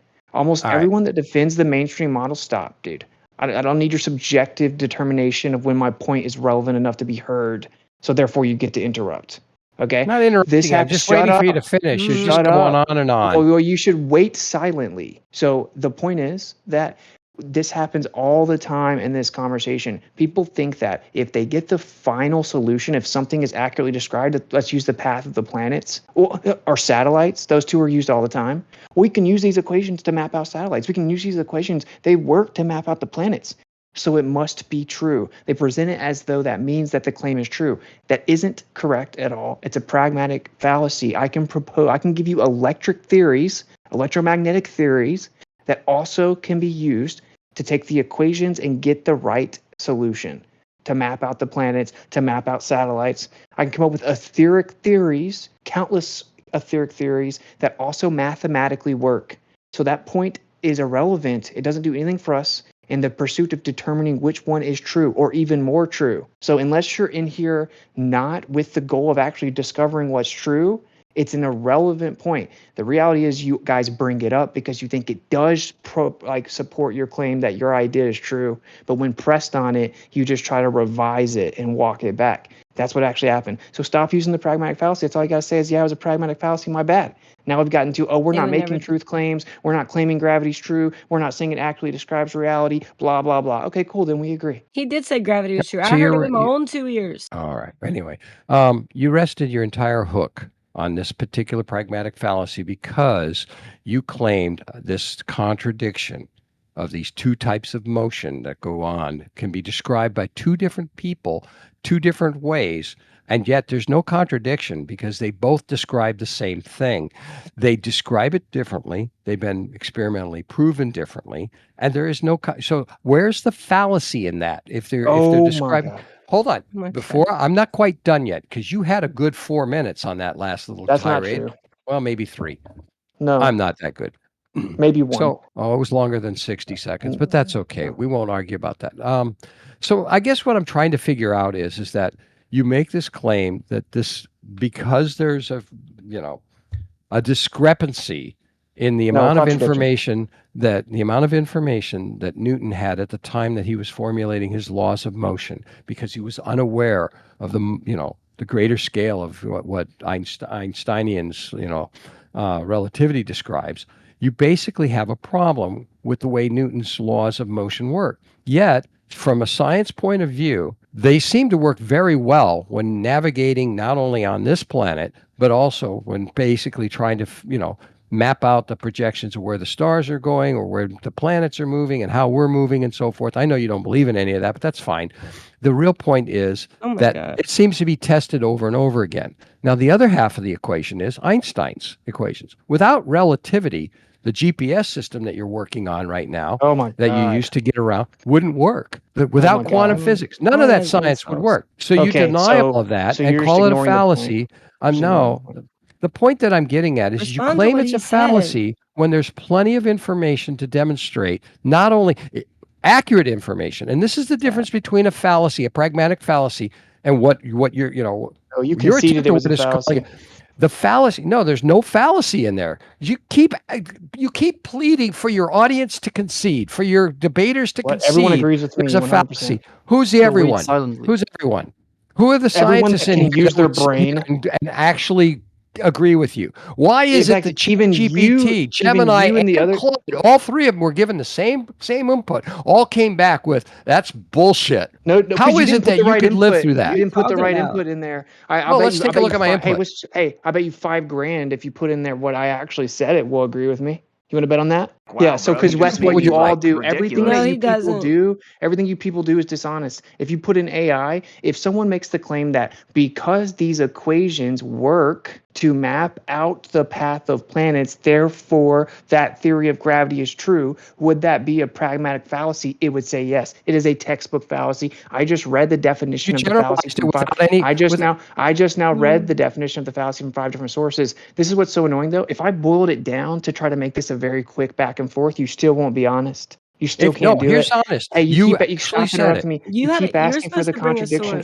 You keep asking for the contradiction over and over and over and over and over. Newton claimed that gravity was a force. Einstein claimed that gravity was not a force. Are those contradictions, yes or no? Yeah, they're contradictions in the description of what what gravity is. Yeah, Thank you. sure, absolutely. Right. Okay. Doesn't Do make you them agree that Just fallacy. wasted 30 Well, I minutes. didn't say time out. Stop. I didn't say that was a fallacy. Okay. Wow, bro, you So just you made me agree that look they are ridiculous. contradictions. Okay.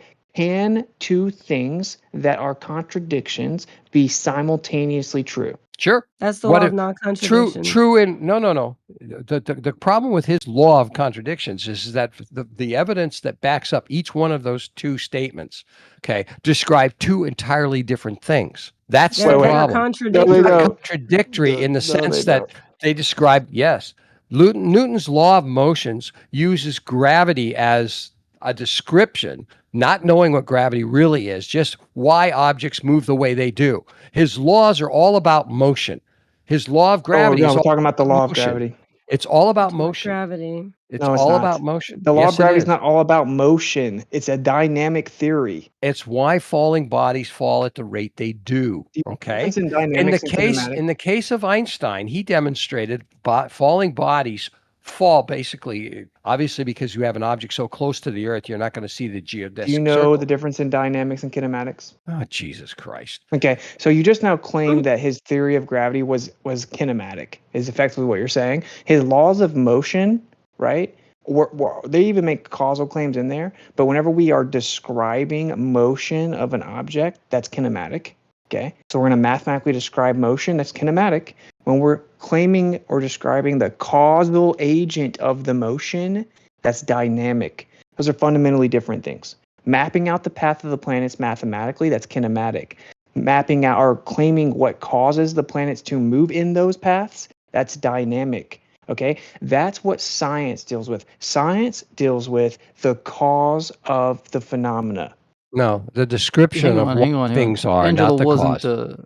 Angelo wasn't Hi, discarding Bacon. forces. Hey, he wasn't Science discarding does not forces deal when in he said, descriptions. hang on a What are you second. talking about? Science is not about Taylor, descriptions. let him answer. It's establishing cause and effect Never mind. in the scientific Go method. ahead, Bacon. Okay, When when I say he was Angelo discarding answered you, forces, I know you didn't say that explicitly. When you take what he said as meaning, he's treating Newtonian as purely kinematics. You're essentially saying that because as soon as you that's what he introduce said. forces, that's no longer just kinematics. When he says it's all about motion, that doesn't mean he's ignoring forces. He Well, can wait, just that's be what it talking is. about. No, when he says it's all about motion, Angelo, when you say it's all about motion, does that mean you're not including forces there? No, of course there's forces there. Newtonian gravity Some of isn't the- some all of the- about some of the- motion. Some of the There was reason a- for the motion is a force. Newtonian Exactly, gravity isn't all so- about motion. Hang on. It's a Yeah, when he 2-on-1. says Y'all have to it's let all him about talk at motion, some point. he just said himself. It doesn't mean he's excluding forces, so that doesn't mean he's treating Newtonians as kinematics. So Doesn't all matter of what he the 2 minutes you says. spent saying there Witsit, is Newton even just said straw that man. an No, let him object in respond to motion It Bacon's wasn't a keeps on straw point. going. man.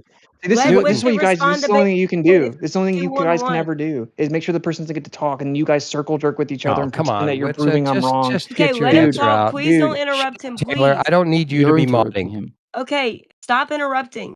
Nobody else Angelo's is doing it. entire You are doing that. No. Angelo's entire point was that it wasn't about a force; it was just describing motion because he was so primitive back then and had such a lack of knowledge that all he was doing was describing motion. And he started. Then he just deflected to the laws of motion. Then he comes back and sneaks gravity in there and claims it's just about describing motion. That is fundamentally untrue. So I'm sorry I assumed competence on his behalf that he understood that the law of gravitation from Newton wasn't just about describing motion. Okay. If that's what he talking actually about all thinks, his then you laws have of a motion, you fundamental mutt. misunderstanding. Then you have a fundamental misunderstanding of what his law of gravitation was, or you're conflating it with kinematics. Okay. So No, either he way, wasn't. You just you're strawman what wrong. he said. Okay, y'all both interrupted him. okay. No, there's no straw man. I just now gave a dichotomy. Can you even repeat Can I the answer you, binary I just Witsit, or are you explained? going to give me a chance to answer you or not? Can you repeat his dichotomy was his question? You guys, Taylor, it would be shut up. best if you just let people finish, though. Like, you could have let them finish, and then you or Bacon can respond. But Witsit takes 5 minutes to finish. The last time was 3.5. Stop Come on. Y'all were just going back and forth and wouldn't let And him most talk of the at time all. he spends it complaining. All right, dude, just move it. Just go ahead. You or Bacon. Go ahead. Just go. What was All the right, first dichotomy, thing, Greatangelo? Jesus, He asked Taylor, you shut a up. question.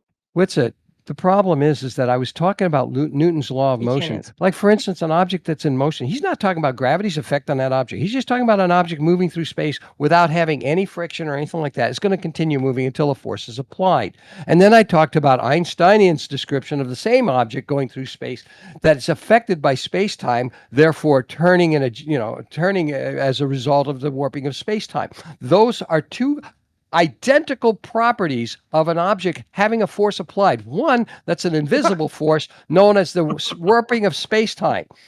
The obvious force is obviously if a massive body is nearby warping space-time, causing that object to change its course. You don't tell me that that's not happening, because that's exactly One's what an Einstein's invisible describing. force. So is it describing a movement or a change of movement of an object? Yes. Is it attributed to a physical force? No.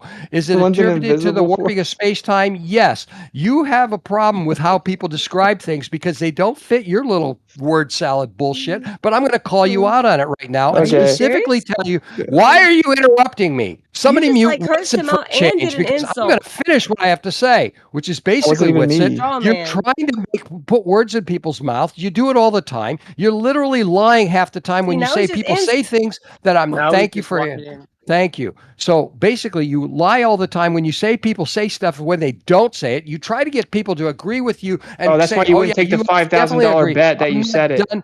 Fuck the bets and talk over me some more, but I'm not done for giving you a roast right now, which is You're basically you insulting him. Why are absolutely y'all have allowing this? you have absolutely no I'm giving you a credibility when you roast right keep now. saying to people that you agree that they agree with you Looks when they hungry. don't. We're clearly in here debating you because we know that you're wrong. We're demonstrating why you're wrong using facts, using basic evidence, and nothing more. We're not saying stuff is true. We're saying the preponderance of the evidence is pointing towards this particular result, and you cannot deny that because you run away from it every time I And ask you you. couldn't Where's the respond. That's why you're contradiction? insulting. That's why you Everything you said ran was to bullshit. insulting. Literally everything you just said was complete bullshit. You just made You it just had all to up. This insult. is the And I When haven't you have problem heard to here. him insult people, challenge the that's when you're status out of quo points. once. Hey And he guys, claims can that we he's here I'm to just gonna back challenge out. the status I'm not quo, gonna but we Crew, haven't scream heard to him speak. challenge it So once. I mean, crew, can we chill out? you know what's not cool though? It's like this guy just goes on these rants, like personally attacking me, and then I can't even respond to him. That's what's Yeah, not let's cool. hear Yeah, it. agreed, You know? Let's hear a agreed, very response. much so. You got a chance to respond now. Go ahead and You were call me a interrupting me, bullshit though. or That's whatever you what You're want. you gonna do when interrupt you're me. losing is you insult people. You started talking. I didn't talk, Witsit. I'm letting you cut. You want to cut into me? Go right ahead. I've got, I don't got need to my do iron that. tongue I on. already completely exposed everything you've said. I don't need to talk about you personally. So, like, you claim that I lied about what you said. I didn't. You said that it was true, and I offered you money to bet that you said that, and you quickly backed away because you know that you did say it, and you're just Told you I don't attempting to bet. like you just think that this ostensible confidence, if you just say things that are fundamentally untrue, like blatantly untrue, brazenly untrue, that if you just say it confidently enough, that it'll convince the audience. And there may be a couple people that are naive enough to fall for that, but most people aren't. So I don't care about it. And no, I don't care about Bacon lighting up to talk about how he just jumped in 5 minutes ago and wants to pretend he knows the conversation that's been going on for 30 minutes.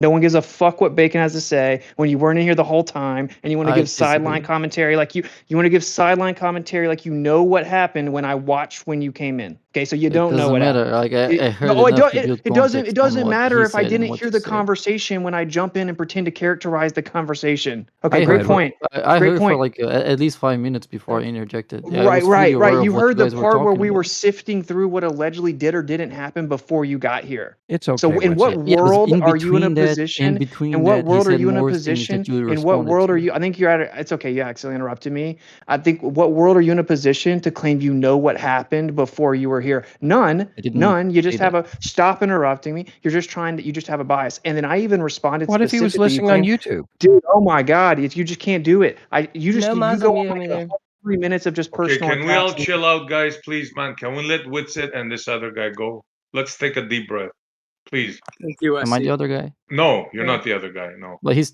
talking about me. Angelo. I can't respond Let's to let that. What is Witsit he Yes, and doing? Because Angelo go back you're and forth. lighting up Come to on, guys. interrupt me. That's why I'm talking about you. Yes. So can I respond to you when you're done? No, because you're I'm talking talking. about me? You, dude. What is wrong with you? Oh, you're Bacon, gonna talk please, about me man. for Come on. as long as you want, and then I Hang can't on, respond. Bacon. I said one thing about you, which is to not interrupt me because you weren't here. No, So you that's were not like an invite to then talk some more. That makes no sense. You weren't here. I would So yes, and maybe you were saying I was talking about stuff I didn't hear or about things that were said before I was here. I didn't. I only responded to things that were said No. after I That's not got what I here. said. I did not say you talked about stuff that you weren't here. I said you're lighting up to interrupt a point I'm making about something when you weren't even here. So why are you lighting up to interrupt me? How Okay. about we get So back on topic? yeah, you mean like when your whole rant wasn't on topic? So this is the point, right? Every single point I've laid out, I've had to recant now 4 or 5 times. You haven't addressed it once. You did claim that we know Newtonian gravity is true, right? Because it works to map out Why the do you keep planets. saying Now, right? That's now what I you're called you claiming out on. now you're claiming you didn't say it, and I offered you to bet that you said it, and I'd go get it, and then you got quiet. So whatever. Somebody If who's you in want to Gamblers revise it, stop Anonymous doesn't interrupting bet. me. Dude, imagine if I Nobody's said gonna a mute him. fraction of the insults you did, you would be freaking out, screaming, interrupting me. I sat here Go and on. let you I sat here and let you insult me and just lie about me for 3 minutes. I'm not even insulting you. Yeah, with his age, he should have been well practiced at this by now. Okay, so this is the thing, right? I brought up that's a pragmatic fallacy. Just because something works doesn't mean it's true. I said both Newtonian and Einstein gravity can't be simultaneously true. They make contradictory claims. You said, no, they don't give the contradiction. I then listed multiple ones. I said in Newtonian mechanics, space is absolute and fixed. Einsteinian says that space is not absolute and fixed. I said that an object will continue in a straight path unless an outside force acts upon it. According to Newton, according to Einstein, an object can deviate from a straight path or even go in a straight path and a curved path simultaneously with no outside force acting upon it. Specifically, Newton says that gravity is an innate property of matter and it is a force. Einstein claims that it is not an innate property of matter and it is not a force. It's the effect of the bending and warping of spacetime due to the displacement of mass. Those are fundamentally different claims, and there's a dozen of them, okay? They are different. They are different. They are different. To then respond and say, oh, but the solution is the same, that on more simplified, more localized use cases, we get the same outcome, is a total red herring. It shows that you have a fundamental misunderstanding of the point, okay? No one's talking about the mathematical solution of something. We're talking about the proposed, quote unquote, scientific explanation of it. That is it.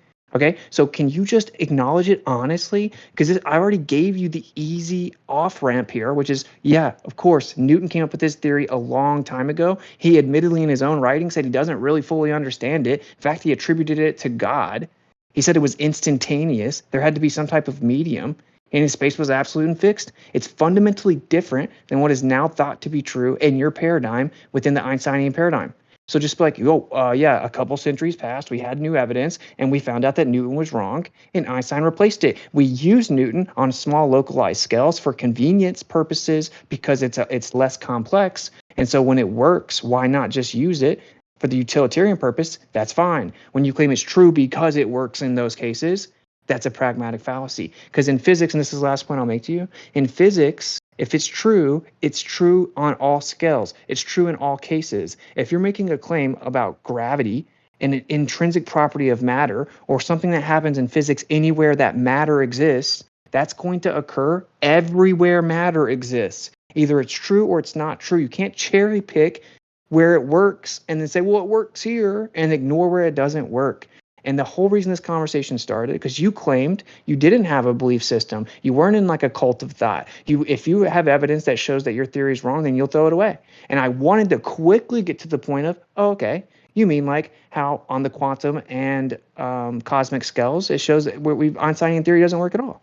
Doesn't work at all. It's off by an immense magnitude. It's not even remotely close to viable. Doesn't work on the quantum scale at all. This is well known. Okay, so if that was true, you wouldn't even believe in Einstein and gravity anymore. So you can acknowledge any of those points. Just acknowledge it with intellectual honesty. Do not revise what I said and try and posture with a bunch of sophistry and personal attacks, because it's just a waste of time.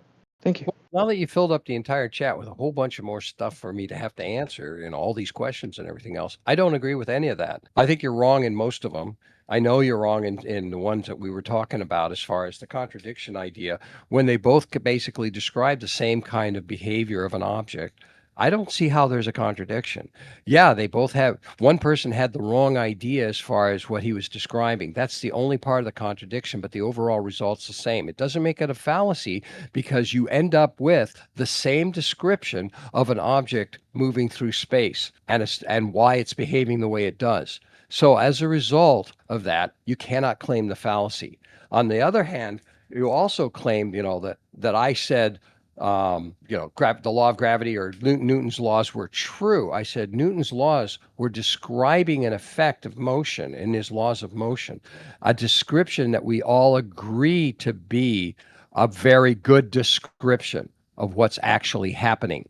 Actually is not necessarily using the word true. And that is the word I used. I went back and listened to myself. So go back and listen again. And if you can find where I said the word true in any of that, I'll be more than happy to go ahead and pat you on the back and, give you some credit for some credibility that you've really lost in your argument with me. Okay, so you got nothing, right? So I didn't say that it makes it a fallacy because they contradict. You did the very thing that I said, though. You did the literal very thing I said. Pointing to the outcome, right, the solution, and saying it works, it's just a red herring. And then you just repeated that anyway. You just did it again. I didn't say that because they contradict, that's a fallacy. I said that you claiming it's true because it works is a fallacy. Okay? So set that aside. I said that they contradict each other.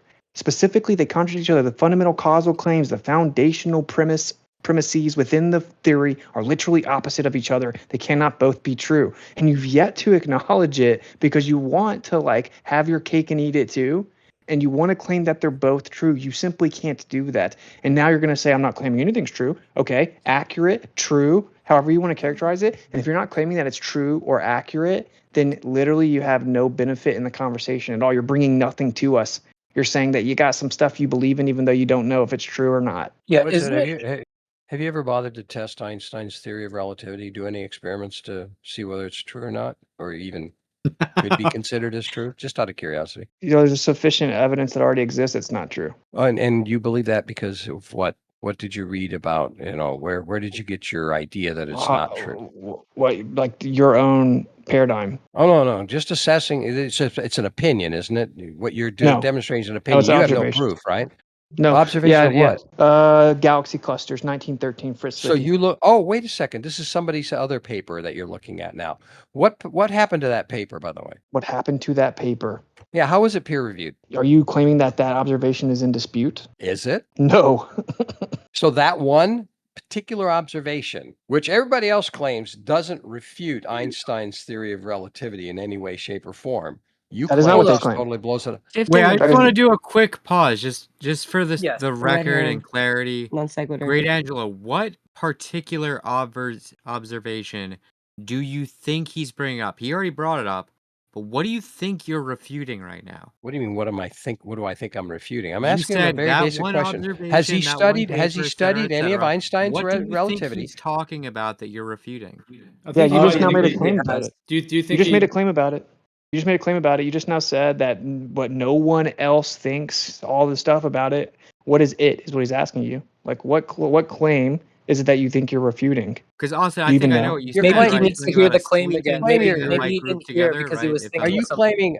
Witsit, I asked you for evidence of why you think Einstein's theory of relativity is not true or is I answered. wrong. I gave you an example. I Gave actually me said the one wrong And example. year had you though. been listening, you would have been able to offer a But it's refutation. not even If you don't relevant. know, maybe you can ask him again. Yeah, I mean, Right, I so said I'm the just wrong year, asking but I'll for say it again. clarity, No, 'cause it's okay. I instantly, understand which Greatangelo, paper you you're talking started about. refuting and dismissing the paper, but I didn't think dismiss the paper. what I asked Austin was him what the talking about peer was review was about it. I did not refute his paper or Yes, you did. You dismiss his then Yes, paper. you then did. claimed that I was making a claim about it that literally no one else thinks that in any shape or form actually disproves relativity. So, okay, for you to know to say something like that, you must at least be familiar with what I'm talking about, right? And are you talking Yes, about I like a am certain familiar with what you're talking sleeping about. I grouping wanted of some more a evidence about your galaxy? paper that demonstrated that it actually says that Einstein's relativity is wrong. If you're familiar with what I'm Galileo, talking are you about, what am talking? I talking about? I'm gonna guess he I- thinks I it's the can- Eddington He experiment. said, "What am I talking about, Greatangelo?" Are you familiar with the paper he mentioned? No, he doesn't know what it is. He's trying to listen The back. That's one why he's that going he was silent. refuting, the FWCC. I think Austin knows what I'm talking about. I know what he's talking about.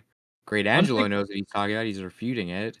I think that he maybe thought it was the Eddington experiment, and he just No, not the eclipse experiment from 1919. But I Austin think said you the just name of the don't paper, know. he I think said the I think what topic of the actually paper. I think what he actually Go on and happened is finish what you have to say.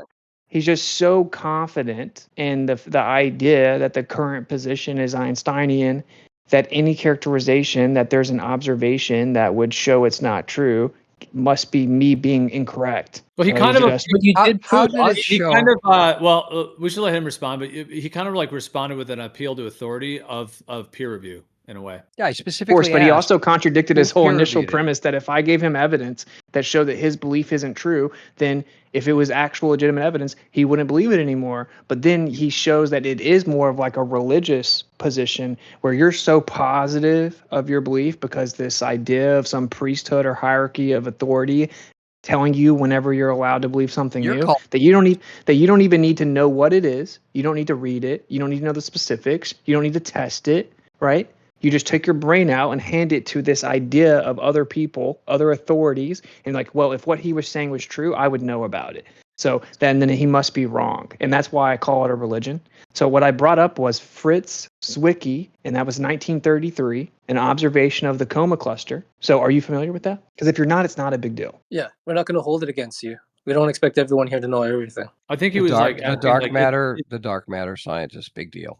Go on. How did? Yeah, Where is it? Where is but it don't that just it? Google it and then just pretend to know about it. It's just No, so I had to weird to look me. it Yeah, up. we're getting I away had to from look this. it up to remember. I know you Remember, did. you're I dealing know with you somebody looked it who's But up. at least almost you were 70 honest years about old. it. No, brother, Okay, it's so fine. This is what I'm saying. I'm not trying to get a gotcha. Okay, so this is the point. oh no, This is not one at of the, all. this is not just some Yeah, let him finish. random. This is not a random cherry picked thing. This is like one of the most famous things in your paradigm ever, right? Because this is the first time that there was an observation of this magnitude that so blatantly showed the prediction of relativity was egregiously incorrect. Okay, it showed that it only had around 1% of the necessary mass that was supposed to be there according to relativity. That the coma cluster, the cluster of galaxies, only had 1% of the mass that was supposed to be there for the amount of gravity needed to create that cluster of galaxies. So that's not like, oh, we're just a little off. Oh, well, science is never perfect. It's never one. It's so disingenuous, Austin, that you're expecting 100%. No. It's 1%. So So if we does were it? actually being intellectually honest and we had a theory that made a prediction and it was off by 99%, right? And we would either say this observation is wrong. We need to make sure this observation is correct, or our theory is wrong. Do you agree that Yeah. that's a true dichotomy? Either the observation's wrong or the theory's wrong? No, let me ask you a question here. You're saying Einstein's theory of relativity is wrong because of Zwickie's work, right? Yeah, factually. Oh, His dark man. matter idea does not contradict Einstein's theory of He didn't have a relativity. dark matter idea. It's basically the matter of missing matter in because light's not behaving the way it should be behaving based on what we observe in a galaxy. There must be more mass in that galaxy that we don't know about. But it It's not actually a fits theory. very nicely with the theory of Einstein's theory of relativity because it basically deals with the explanation of how gravity works. There is a mass in there, Oh, and Einstein's theory predicts my that God. mass will have an okay, effect. we're not Yes, gonna run on. that's it. No, it's not. It's exactly it. Einstein's gravity. Okay, Einstein tells us how gravity works through his theory of relativity. Zwicky argued that there must be more gravitating matter than we can see. In other words, there's more matter in there than what we see You observably. That bulldozed doesn't them. contradict. No, it doesn't contradict Einstein at all. Tell me how it contradicts it. Come Okay, on, so here's Witsit, the deal. finish your Here's original the deal. statement. That. Here's the deal. Okay, he didn't put a theory forward. It's an observation that shows that there was only 1% of the mass that had to be there according to relativity. So what they did was post hoc invent out of thin air, just fabricate out of thin air, this idea that there must be invisible matter there because we can't even entertain the idea that maybe our theory's wrong. So that means there must be invisible matter. Okay? Invisible That's matter a that's religion. literally 5 times heavier than the visible matter. Yeah, that's a religion. Who's jumping to the Yes. claim here? You're jumping to a conclusion that is unsupported right now. You're making a claim based on a fact that you have absolutely no evidence to base it on, that just because there's missing matter. Einstein never claimed that by looking at a galaxy, we should be able to figure out just exactly how much mass is there and calculate it. And if Are you you don't sure? see the mass, if you don't see the matter there, the fact that he argued there's more gravitating matter there. He said there's more matter there. He even stated, Zwicky No, he said, didn't. he argued it in his paper. Go read his No, what? fucking paper, Cite it. you I have idiot. actually. You This is haven't the read his second thing paper. you're You supposed to haven't bring. The read his second paper citation. though. Wait, time out. You haven't read his paper, though. You didn't even know it existed 5 minutes ago. And you just call me an idiot? Are you kidding me? Okay, I Yeah, have have you read read the it. paper? I I have read didn't. it. What he actually says is that there would have to exist some other type of unknown type of matter in order to save relativity. He does not say, I'm putting forth the idea, I've come up with a theory that there's a new type of matter. He's How does just that saying, change look, what I just said? this it's fundamentally different. He just simply is You said describing there his has to be other observation. matter there. He doesn't say that he doesn't propose that he believes in a new type of matter. He does not propose a theory of dark matter. That didn't happen. In fact, there still isn't really a theory. There's a couple of them. There's a baryonic dark matter that's been like largely just thrown away and dismissed because it isn't particularly viable. I don't know what that is. But if I tell you what it is right now, you immediately absorb it as though it's your new belief. As long as it gets you to the end goal of not having to let go of your current belief system, and Right. that's kind of my point here. issues. That's kind of my point here. Like, how is that science? Because what's so funny is now you're saying Einstein didn't claim that you should be able to look at galaxies and then know the amount of mass there. Well, didn't this all start with you talking about how robust of a field astronomy was? Because are you claiming now that astronomy can't look at the Don't sky move the and know? goal. Wait, time out. Let's get back Time out. to Witsit. No, I'm not moving the goalposts. You just made this claim. Are you claiming Go that back to. astronomers? Let Are me you can you claiming? wrap Stop this up? This interrupting is me. taking so Ah. Are fucking you long. claiming? Are you claiming that astronomers cannot tell how much mass is there? Can I claim how much mass? They can estimate how much mass is there, and based on the the properties of light, going around particular objects, you can have a pretty good understanding how much we expect the mass to be there. Now, here's the problem. Zwicky did say, and this is you saying it, that he expected that there would have to be other matter in there to save relativity. Basically, that's just the point why we came up with dark matter, why dark matter is a good explanation. And over time, we've seen this happen from one galaxy to another galaxy to another. Every galaxy that we've examined, we've determined there is missing matter out there that we cannot see visually that's out there. Now, it could be just massive black holes that can't be seen. They're going to warp. They're going to warp There's light another also. option. There's another option. What's Good the other option? explanation, but they don't know what it Yeah, is. what's the other Time option? out. And what's the other option? Go ahead. What is the other option? No, Tell me. you tell me. No, What's you the other use your option? imagination. I'm not going to read your mind. Relativity's What are you wrong. jumping to? You're telling me that's what I'm Relativity's saying. It wrong. doesn't Wow, even it's enter that your difficult. mind. It doesn't even enter your mind That's- that your belief No, is he wrong. wouldn't That's say it my for the whole point. audience. He didn't want to be This is embarrassed. no. I honestly think he just genuinely didn't even like he did until we brought that up. He didn't even think about it. And this is kind of the whole point. As a non-astronomer, enlighten me, Witsit. This is the whole point. just Think about said what you just did. Think about what you just did. We Now made an shut up and observation. enlighten me and stop insulting me. I haven't He's insulted trying to you. enlighten You you. sure have. Can you just go on mute So for a think, minute? think about what you just did, right? What you just described is they made an observation and they found out that their theory was wrong, and not just a little wrong, not like some acceptable error margin, right? It was off by 99%. So then post hoc, right? They said, okay, well, there must just be 99% invisible mass. And it's just baselessly made it up. The exact antithesis of science.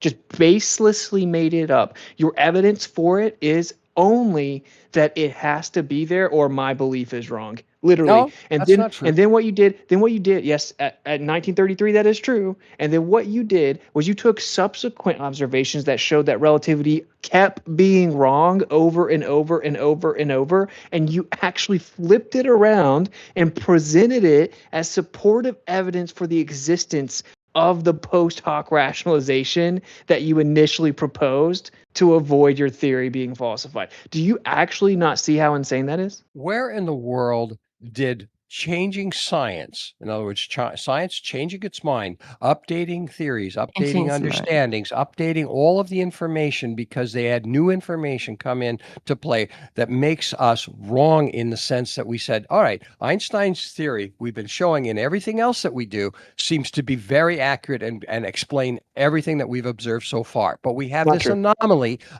I'm going to finish first. We have this anomaly that's come along that apparently has changed everybody's idea as to whether or not, it's put into question Einstein's theory. But the person who came up with the basic observation also described ways that would probably solve the problem. Is there other matter out there and so forth? He did suggest that in his paper. He No, did suggest it in his paper that dude, there. if you don't even define what dark matter is, Okay, you're I'm going not to putting finish what I forth had a to say solution. because I'm not quite done yet. So let me finish. All right. So the fact that science is flexible like this really shows a plus for science because we're willing to sit there Coping. and look at new information comes in, and we're going to try to find another explanation through more observations and more He experimentation. just Now coped. tell Well, me, that shows tell me that Austin something. actually is the scientist here Oh because God, he's can I actually able finish? to change his position and consider other explanations, whether you or not. All Exactly. right, How to what I was cope saying with is the matter. basically as science adapted and changed to, looking for more predictions to find ways to explain what was going on in these galaxies. What is this other idea that you're thinking about that I'm Oh overlooking? my Because gosh, shifting the gravitational ground. matter itself is the one thing I'm looking at, something that causes, an enormous amount of Okay, dude. warping of How does it All right, work look, on the man. space-time. atomic level? Y'all don't even know what it is. Chill. Check this out. Okay. Science, it's like ironic. Electrostatics. You're touting this idea of intellectual honesty, which is what science should be, right? And flexibility, which is where we have ideas, but like obviously the base of knowledge always increases. We make new discoveries and we find out we were previously wrong, and then we're intellectually honest and we update our theories or we throw our old theories out when they're proven wrong. That's what science is. They did the exact opposite. They refused to throw their old theory out, so much so that they assumed the existence of something they had no evidence for. That's how a hypothesis starts. You start it with a hypothesis. You start with a hypothesis. You have an observation. You see something going on in an anomaly. So you make a hypothesis. Let's take a look and see if we can't find what's going on here. So we have to make a model or a test for it. And to make a model or a test for it, we have to make more observations to see what a reasonable test will be. If we And they can't found it was find a wrong. test, if we can't find a test for it, we'll say it's wrong. We'll definitely admit that there was something No, wrong you with it. They won't. It's did. been a For a century. It's been a for a century, and while. they still haven't done it. It's been a Really? century. They What still is it haven't. they haven't Time done? out. What is it First of that all, they haven't done? they found a test to prove Disproved it. relativity. And first of all, it's not an anomaly. Can you please stop saying that? In your paradigm, 85% of all the total matter in the universe is dark matter. Hey, is 85% an anomaly? If you didn't know about it beforehand and it suddenly appeared into your data, yeah, it's an anomaly. It's Hey, it's a well, good thing it's a that change was in a the century data ago. and evidence. It's evidence that came forward Red that makes us flag. change our mind. You asked a question. I'm going to answer to you. New Let it evidence, new change. information's coming in. We're still trying to answer that question, but we're not going to write off Einstein's theory of relativity when everything else seems to support it. Everything else that's observed on it. Just stuff on Earth. That Nowhere else. one simple sighting is give me more Less than information 1% besides of that the one universe it sighting. works. Yeah, It works in whatever. less than 1% of the universe on That's not Earth, and true. you claim that it works for the majority of things. You're No, making a over claim, Taylor, that's not almost true. everywhere it doesn't work in the universe. Taylor, you're making a mistake in claiming something is not true when you have no idea why relativity itself described what's happening here. There's something No, it missing. There's didn't. missing matter. Yes, it did. No, it Witsit, didn't.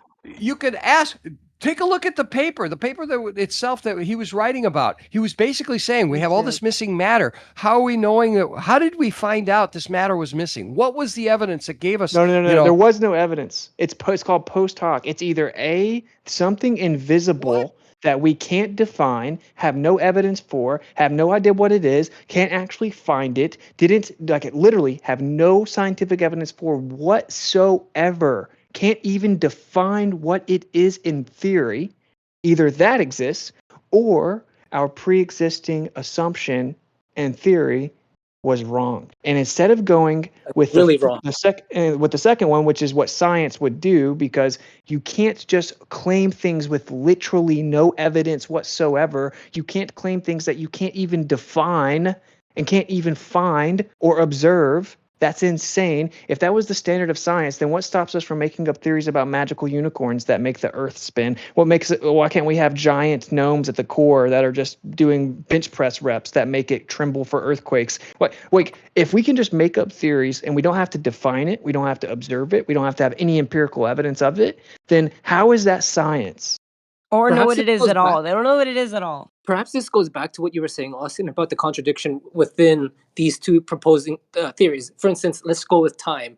According to Isaac Newton, if I'm not mistaken, maybe you guys can correct me, time was constant, absolute, that was flowing at a universal rate everywhere in the universe, whereas Einstein says time changes depending on the mass of an object, or the viewer of that object near a mass. So right there we have a contradiction. Yeah, I Unless you mean, guys this think is I'm like, wrong. this is crazy because this is to make it even worse now, right?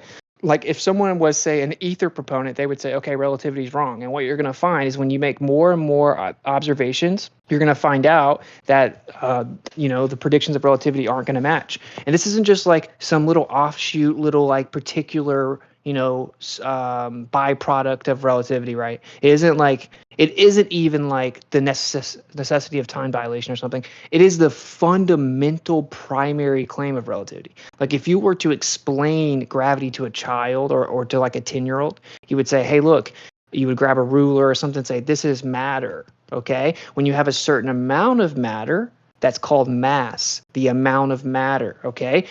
The amount of matter that you have is what determines how much gravity you have. So matter equals gravity, right? Fundamentally, anywhere that there is matter, there is gravity. If you have more matter, you have more gravity. And the 10-year-old will say, okay, cool. And then you go tell them a story about how, well, we went and saw an observation where there's supposed to be a ton of gravity, so much gravity, super strong gravity, so much gravity. Like I could literally have this conversation with Aaliyah. I'm not exaggerating at all. So we made an observation, we looked in the sky and we saw so much gravity that these galaxy clusters, and I would show her a picture and you see these pretty lights. Aren't those cool? Those are called galaxies. You see how they're all bunched up? That's a cluster. Okay. They're so big that in order for them to stay together, there's a ton of gravity. It has to be a lot of gravity to hold them in. So then what would that mean, Aaliyah? If there's a whole lot of gravity there, what does that mean? And she would say, there's a whole lot of matter there. And I would say, but there's not, Aaliyah. They found out that there was a whole lot of gravity, but there was basically no matter there. What does that mean, Aaliyah? Oh, that would mean that gravity exists without matter. Oh, so then our idea that the amount of matter directly determines the amount of gravity wasn't true. We found out we were wrong. We learned something new, huh, Leah? And she would say, yeah. And I'd say, science is cool, huh, Leah? Isn't it cool that we can figure things out and then find out what we previously thought were true isn't true? Yeah, science is fun. That's not what you guys did. You guys Never went in heard you there so with happy. your little. You're You guys very went in there with your dramatic. little. That's You guys nice. went in there. No. It's just like it's so undeniable at that point. You Except you can't made a big deny it. mistake. If you are now going to try to articulate a position that a No. I'm just 3-year-old. going to tell Wait, you I'm what not his talking. paper Do you not actually get the said. Do you not get the point of doing that? Because now what you're going to do, no matter what you say, you're going to try to articulate a position that goes against what even a 3-year-old can understand. All right, let's talk to a 3-year-old then.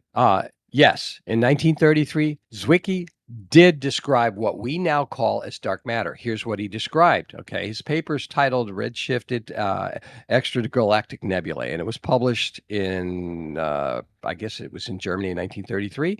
Helvetica Physica Acta. Okay, so it was Latin. A modern translation of his paper notes, usually cited as the first evidence for dark matter on the velocity dispersion of the galaxies in a coma cluster. Now, he was describing dark matter based on the fact of the coma cluster galactic speeds were going apart at a rate not fast enough to explain, with the amount of matter that was causing them to normally pull them back. They were accelerating too fast for that.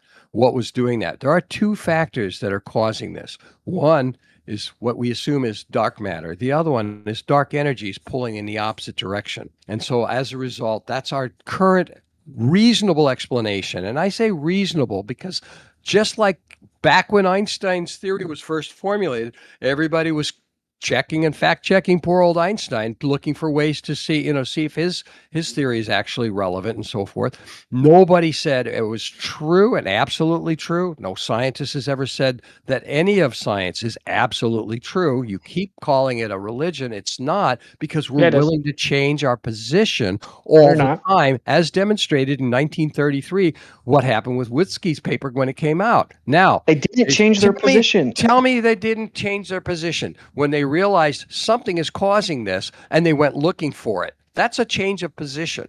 That's not No, it's not. making something up. That's actually looking for evidence for it. And there's plenty of evidence describing now not only this redshifting problem where it's not redshifting fast enough as it moves away from us, or the fact that when we have objects coming, Andromeda is blue shifted towards us. Why Oh my is that God, bro. happening? So You're what I'm just trying to get, Gestalt-ing. no, I'm not. I'm just trying to describe to you that whenever we get new information, we don't religiously hang on to the old ideas. We question our old ideas and see, is this new information going to change things for us? And let's find an experiment to find out whether it does or doesn't.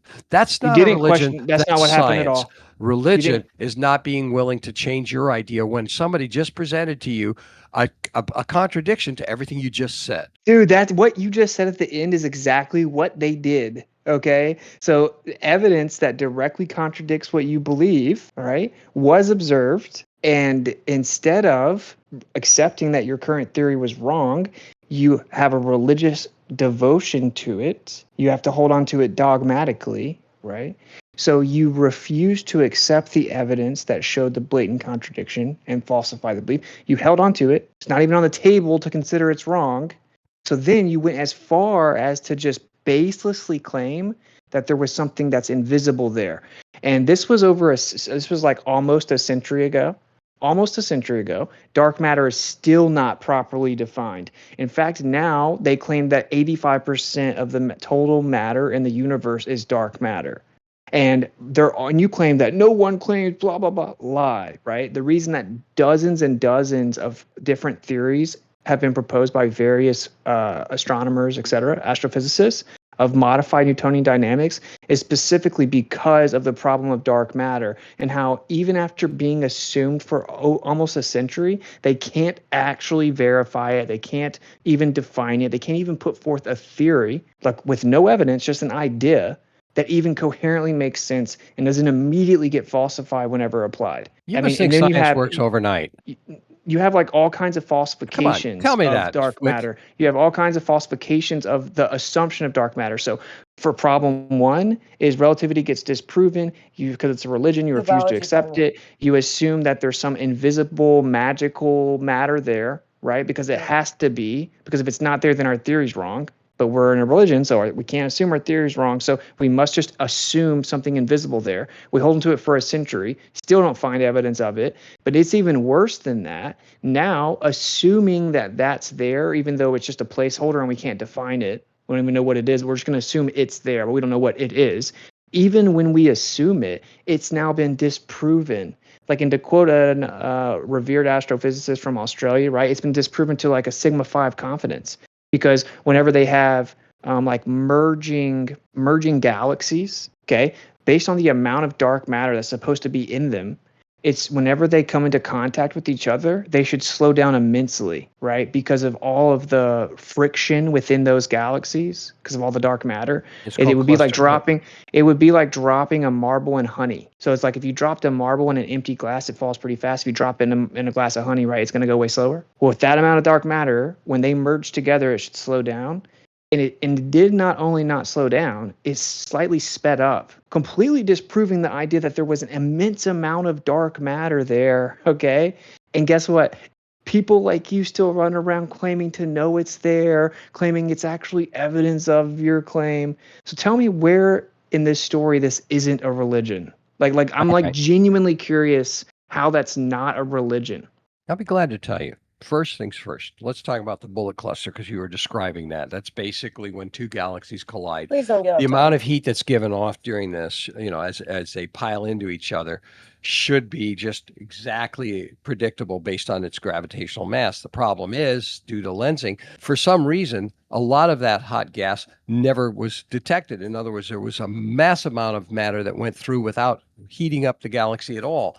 This contradicts basically the fact that the observable mass, which predicts X amount of heat, was wrong. There must be something there that's going through that collision that's not interacting with normal matter and causing a gravitational lensing that's unexpected. So that's the first description. What that tells us is it doesn't tell us that dark matter is not true or true. It just it explains there's something there causing it. The fact that science patiently looks for and waits for an affirmation of an idea Not saying the idea is absolutely correct. No one's ever claimed that. They say it's an explanation for a lot of the behavior. And right now it's kind of like a thumbnail, a placement holder that holds together an idea for a while we test it for more information. The more observations we're able to make as we put things into space that allow us to look at, for instance, the James Webb Telescope that looks deep into these galaxies now and is looking for evidence of not only, I think there's another satellite that specifically is looking for dark matter.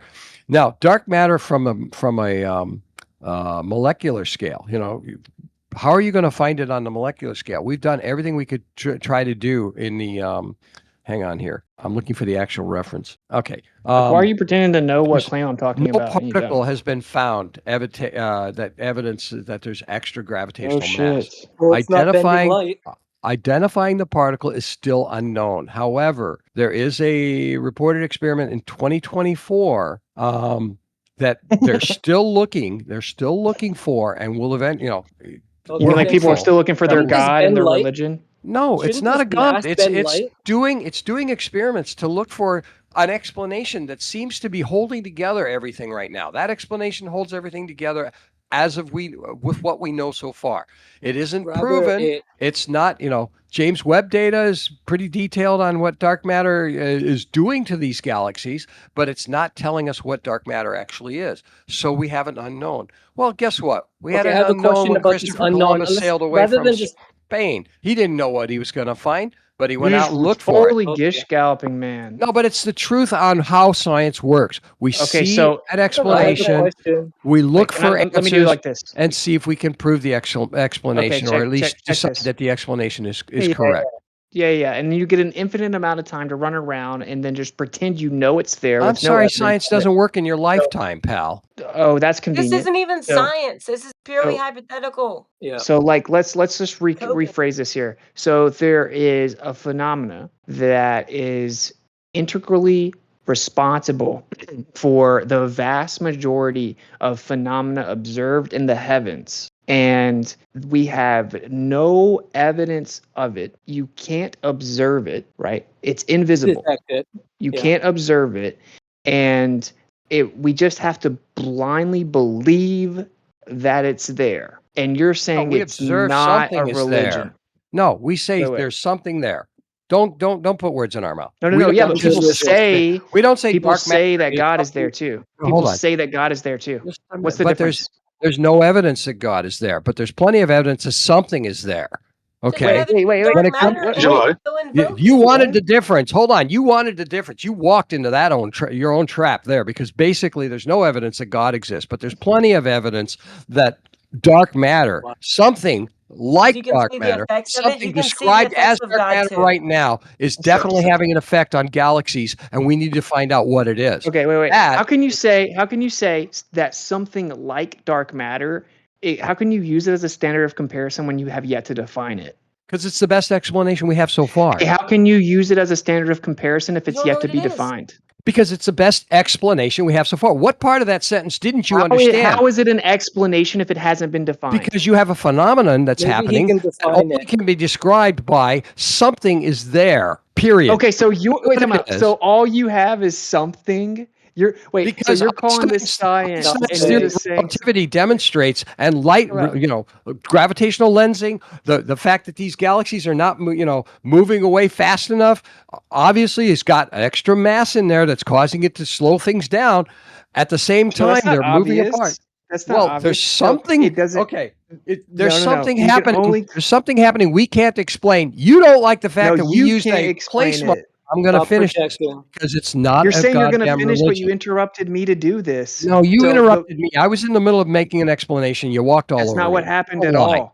So That's not what anyway, I'd happened like at all. to finish what I was saying, which is basically No, we not don't want. We want to hear matter. Austin's response now. Oh, God damn it. Dude, you've been gish Somebody galloping. let You're me talking finish. about like 50 I different don't things. care whether you think it's gish galloping or not until I'm done talking, and you're going to You let me did, finish. Dude, you finished. Okay, I'm and then going to I finish started talking. talking. So here and we you go. I interrupted. basically described. Oh, I you're basically described unbearable, what. dude. Okay, let's let him get. Get over it, Witsit. If you got hemorrhoids, go and get them fixed. But in the meantime, I'm going to finish what I Are you had to say. serious? You're so the- childish.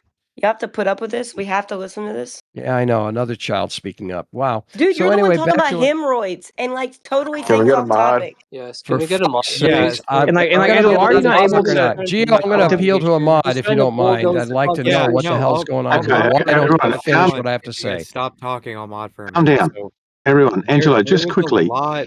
would you concede, Oh, Angelo, just quickly, would you concede that anything with dark matter in it, any paper, any study, you wait, could you literally could substitute unicorns, leprechauns, tooth fairy, Santa Absolutely. Claus, wherever it Absolutely. says Something dark is matter? there. Yes, Hang on, yes. because you could substitute any of those as being the cause of the effect, because there is as No. much proof. But what's happened is you've kind of reified it by giving it a bit of a scientific name, dark matter, instead of leprechauns. Would you concede that there's as much proof for that as these other mystical creatures? No, because dark matter basically is not described as something that's like completely not there. In other words, a unicorn, no demonstration ever that there's ever been, like God, for instance, actual physical demonstration of You're God. proving my But point, man. You're matter, proving my point. no, matter has an effect on gravitational lensing of light, and that's been demonstrated. Something is causing that lensing. Now, it could be that there's an invention in whatever universe. So That this universe stupid, has dude. unicorns out there that are invisible to everybody, and they You mean are like dark causing. matter? You mean like dark matter is It invisible? doesn't matter what you call it. The point is something is having that effect. And guess what? It's Einstein's theory of relativity that demonstrated it's there. And even That's and even it Wiki, didn't. even Dude, Wiki in a paper in 1935 specifically said, Let's do that. Let's yes, do it like it was this. I was using Einstein's theory of relativity to demonstrate the lensing. Okay, let's do it like this. Let's do it like this. Let's do it like this. Okay, I have an electromagnetic theory that replaces gravity for the universe. The universe is electric. Okay, the universe is electric. Okay, why is that wrong? Where do you have your experimental proof that it's electric? Everything that's in existence that we can actually observe has electric So- properties. Right. And NASA so that's why found the things fall worldwide down, right? electric field. Wait. I just want to make a point here. Like, okay, you would say the universe is not electric, right? I didn't say it wasn't electric. I'm asking you for your proof of why it is. What I'm You're the saying one is, okay, demonstrating. time I out. don't make a claim like I'm that. not trying to debate you about that. You're not just, that's why it's so difficult with you. Can't be good faith. Okay. So you don't Where's think the the bad electric, stop, dude. You don't think that the electric universe is right, correct? You believe the current mainstream paradigm of, say, relativity in the universe, right? Go on. Okay, so if someone was going to come along and say, no, actually relativity is wrong, all that's fake, actually the entire universe is electric, how would you go about disproving it? Yeah. Why aren't things falling upward? No, dude, what are you talking about? That's exactly where I'm going with this. 'Cause that's what you're going to use for gravity, and that ain't going to work. Because then I don't should get be it. able to Okay. stand inside a cave and jump up to the ceiling. Okay, dude. I mean, it's like he went as simple as possible. I went to something that I was thinking you would like at least engage with in good faith. It's like, okay, if I look at a galaxy and I see, or like, say a galaxy, a spiral galaxy, and it has like we use electro-optical imaging, right? And we see like what looks like a little black hole in the center of it in the spiral galaxy, right? And I say, oh, well, if I take a Faraday cell image of a magnet, it looks the same. I'm like, okay, so that is just a gigantic magnet for sure. 100%, that's a gigantic magnet. And the center is just a portal to the ether. It's pure inertia. That's what it is, right? What would you say? Nope. Okay, and You so don't have any evidence. So listen. I have more evidence of that. I have 1,000 times more evidence of that than you have of dark matter because I'm actually observing it. I can literally observe it. I know it's there. I know it has those characteristics. Then I can come on the Earth, replicate the phenomena, and observe the exact same phenomena, right, with the Faraday cell and a magnet on Earth. So you agree that I have way more evidence of that than you have for dark matter. For a localized electrical phenomenon? Sure. Absolutely. No. For that the galaxies are magnetic. It's not a galaxy. It's not a galaxy. You cannot prove it from a galaxy point of view because you're dealing with an object or with a electromagnetic field that basically is restricted to a small area. You cannot just take it and look at that particular observation you made here on Earth in a small little area and then suddenly apply it to an entire galaxy. So I made an observation in space. I looked out in the sky and made an observation. How did you measure that galaxy's Wait, no, we're not measuring it. We're just talking about an observation. So you basically looked at that galaxy, how it was behaving, and then came to the conclusion that it was electromagnetism.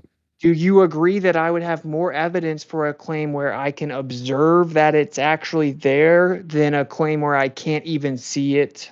No, because you don't need to see it to see the gravitational lensing. In the case of in the case of dark matter, there is physical things going on that are explaining something is there. Whereas you cannot describe your electromagnetic universe because you have no way to observe it from the galaxy point of view. You got to look at it on a local stage and then suddenly expand it out and say, well, that's the way it's Dude, going on in what? the rest of the universe. What? That's what everyone would have to do, dude. No No, one's they going don't. out and I no just one's showed you how going they out didn't have and to do it. I stop. No specifically one's said going, that. stop interrupting me every time. No one's going out into space and then taking like a universe or like a galaxy into a lab, okay? Although I will shut you down on that too. You can literally replicate all galactic formations with plasma and magnetic fields on the Earth, literally all of them, including spiral galaxies, you name them, all of them, literally all of them. And the idea of like the bending light effectively, right, which is all you're talking about, like that's perfectly replicated with the magnetic field and plasma. And that exact same phenomenon is actually what's used in a ferrocell image. You take ferrofluid, right? And then you put it in between two optical flats, two flat pieces of glass, and then you wrap lights around it, and you put a magnet underneath it. The ferrofluid interacts with that magnet, and then the lights get distributed based on the relative density distribution within that fluid, and it creates different optical effects, like a torus field, like a little spiral around the central hole, black hole in the middle of that ferrocell image. Right, so you can replicate, and this was done back in the 50s. They replicated every single galaxy formation in a lab using plasma and magnetic fields. But set all that aside, it's like that there's no way that you can answer the question honestly and say that there's not more evidence for something you can directly observe than evidence for something that you can't define and can't even observe at all, right? And that just shows that you're being intellectually dishonest. And that was his point about unicorns and leprechauns. I could say God is literally just inhaling and exhaling, and that's what's making the galaxies spin around. But he's invisible, so you can't see him. But the reason that you don't need that much matter there for that much gravity is because God's there. And God's throwing gigantic magnets around the universe, and then that's what's pulling all the galaxies in towards each other. If it's invisible, wait, time out. Do you not get the point? If you have no point is more, what I you have do. you have Getting it is no not a more problem. you have no more substantial position than anyone else if you're claiming that you can't even observe what you're claiming is there, and you can't even define it. You can't even tell us what it is. Can you define dark matter? Okay. First, two things. Number one, I did already describe how we observe dark matter. We know something is there. We don't know what it is. No, we don't That's observe true. it. Let me finish. We Okay. don't observe it. Number two, your idea of this little magnetic experiment that you've demonstrated in labs all over the world has one big problem to it. The minute you scale it up to any size larger than, say, a football field, it doesn't work anymore. All of a sudden, it fails. It fails miserably because they tried it. Why are we They scaled it up. Go look at No, they your didn't. Experiments. Cite it. Cite the experiment. Cite the experiment, and I'll show you. I'll show you the. You just made the claim that someone scaled up. You're saying that someone took something Yeah. bigger than a magnetic. Wait, time out. You're saying that someone took a magnet and a thing of plasma that was bigger than a football field and replicated. No, they tried to scale it up beyond that size. No, so they now what didn't. I'm trying to say, the point is that the minute you try You just anything made that up. electromagnetic outside the scale of small room or whatever, you're going to run into some severe problems, which is why I asked you why I can't jump to Just the 'cause you ceiling in a say so? cage. Because, no, what's causing things to fall down? Electromagnetism? Red herring. Like, Well, we're talking about... it's what we're talking about, gravity. No, we're not. Yes, No. you are. You're Well, explaining according why to the these. electric You're field that explaining NASA why this found, mass it's is there, or pulling what's happening here atoms with up these. faster than gravity's pulling it down. Maybe have you looked into the worldwide electric field NASA found after 60 years of searching? What's even funnier is it's like what you guys don't get is it's only in your paradigm where you think that what causes something to fall on Earth is the same thing that causes galaxies to move around.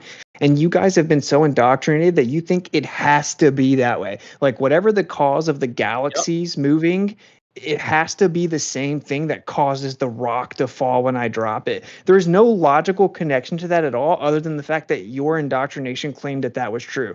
Literally Keep just to going. make the point, like your version of gravity could be true, or some modified Newtonian dynamics or whatever could be true when I drop the rock, and then the galaxy could be magnetic. Like, it literally could just be independent of each other. And you're over here trying to force the parameters of your indoctrinated belief system onto me and claim that I need to claim that the reason the object's falling is magnetic if I'm claiming that the galaxy is magnetic. That makes no sense at all. But the thing is, I wasn't even trying to debate this. I would absolutely dunk all over you if you actually tried to debate me about the possibility or viability of an electric universe and then the galactic formations being magnetic in nature. Like, guaranteed. Like, I guaranteed. believe But that. that's not Because what you'd have I to was know trying what to you're do. talking That's about. not what I was trying to do, though. I was just trying to get you to just be honest, bro, because this all started is perfect. And the whole reason I even brought this up, we started talking about the idea of religion, belief systems that require belief, right? Like, you have an indoctrinated belief system built upon the doctrine of men, and it requires you to just blindly believe it. And then you said, no, that isn't true, and it's based on evidence, and it's just science. And if we get more evidence that showed I was wrong, then I would stop believing it. And you were starting this conversation. The reason I jumped in is I heard you mocking people that believe in the Bible, right? And you're going to claim you weren't, but you were. You were backhanding people that believe in the Bible. And I'm like, yo, you don't have any more of an intellectual footing. You're looking out in the sky and you're making up claims. For this to end with dark matter is very fitting, because that's like the most egregious example. Like, how could you claim someone's, in fact, it's way more logically consistent for someone to believe in God than to believe in dark matter, Yes. because they Well can at said. least define it.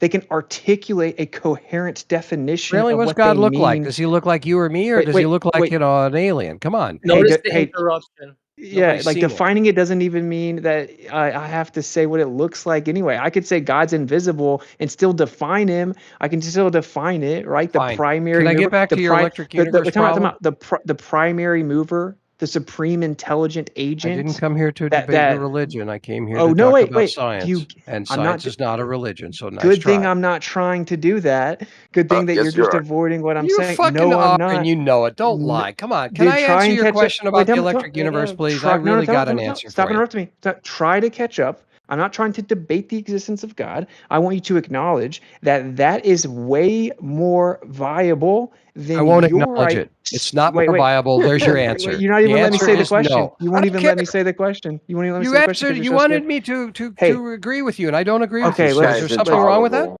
dude, is something more viable if it can be actually defined No. than something that can't be defined at all?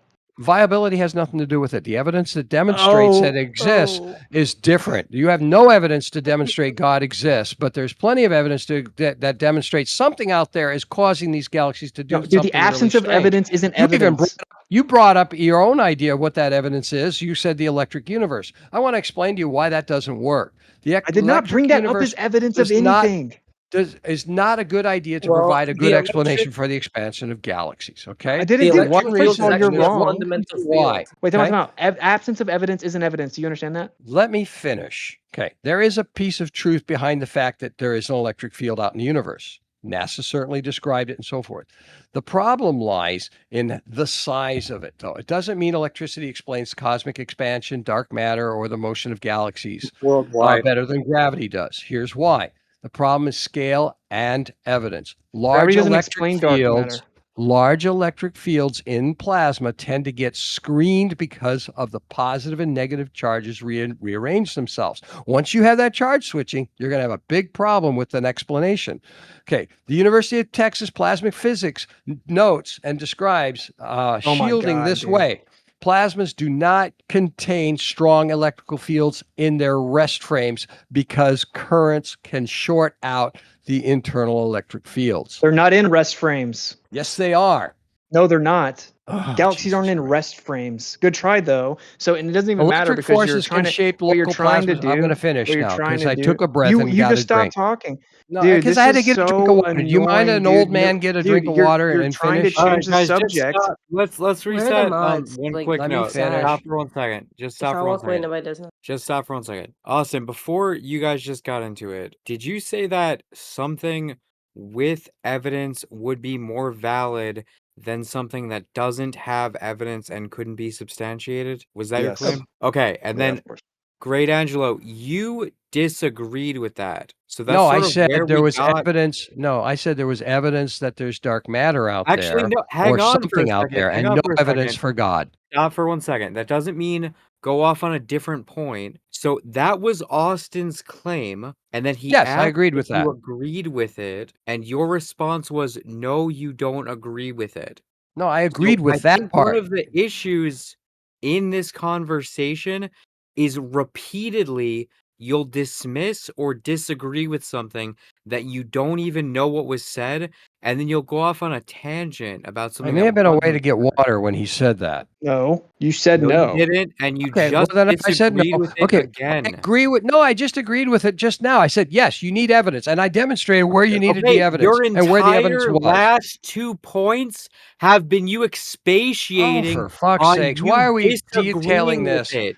We can agree, we can both agree that evidence 'Cause we're calling demonstrated you out. You makes a just all stronger argument than it's something without evidence. But I already demonstrated there's You've plenty of evidence. repeatedly said that is not your position. Will Now you you're fucking get off taking your on high that horse and position. just didn't I just say I'm taking this position and I'm agreeing with Witsit Okay, so then on can this you see statement that what and you've then been doing is a explained total waste of time, though? Do you not get the no, it's point? not a waste of time. You guys are Listen, wasting Greatangelo, your time that's because you're going happened to about 5 Jesus times, Christ, brother. what a bunch Listen of to me. children in here. Listen to me I for it, 1 like like, second. the old you man That didn't need say to happened. get it Stop something. talking for together. 1 He's second, wrong. please. Oh Stop Get it my. talking together, for 1 please. second, please. What a fucking That's bunch of happened children. about 5 times where he's asked a similar question to Okay, that. I'm sorry I'm You senile and What I is missed that? all oh that. my Galaxy, god, shut up and dude. let Dude, this is And nobody's unreal. gonna mute him. So that's Like, happened it's about it's unlistenable because that's happened about 5 times where he's Yes. asked a question like that where something with evidence would obviously be more viable than something without evidence, and you just go, "No, I disagree." Now I'm gonna go off on this other tangent for 2 minutes, and then the original point gets lost in the weeds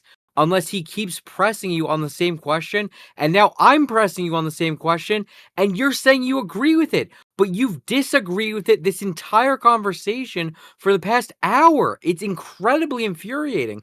I don't think he remembers what That's why he's saying you're being bad faith because he asks you a question like that, you say you disagree with it, and then as soon as someone asks you, "Oh, do you actually disagree with that?" "No, I agree with that the whole time." That's why it's so frustrating. just ask him Yes. to repeat what you just said because I'm not like, And then he And interrupts I'd in the like to, middle of somebody asking him a question. yeah, and I'm while in the this middle of you trying to guys, describe what's going on with the electric universe, and now you don't want to. Apparently, you're going to run for it. Is that what it is? This is why you're doing Okay, this, so let me Joe? address that. You said that like 3 times. Thank you. That's one of my favorite topics. I know it No is. one's running away from it.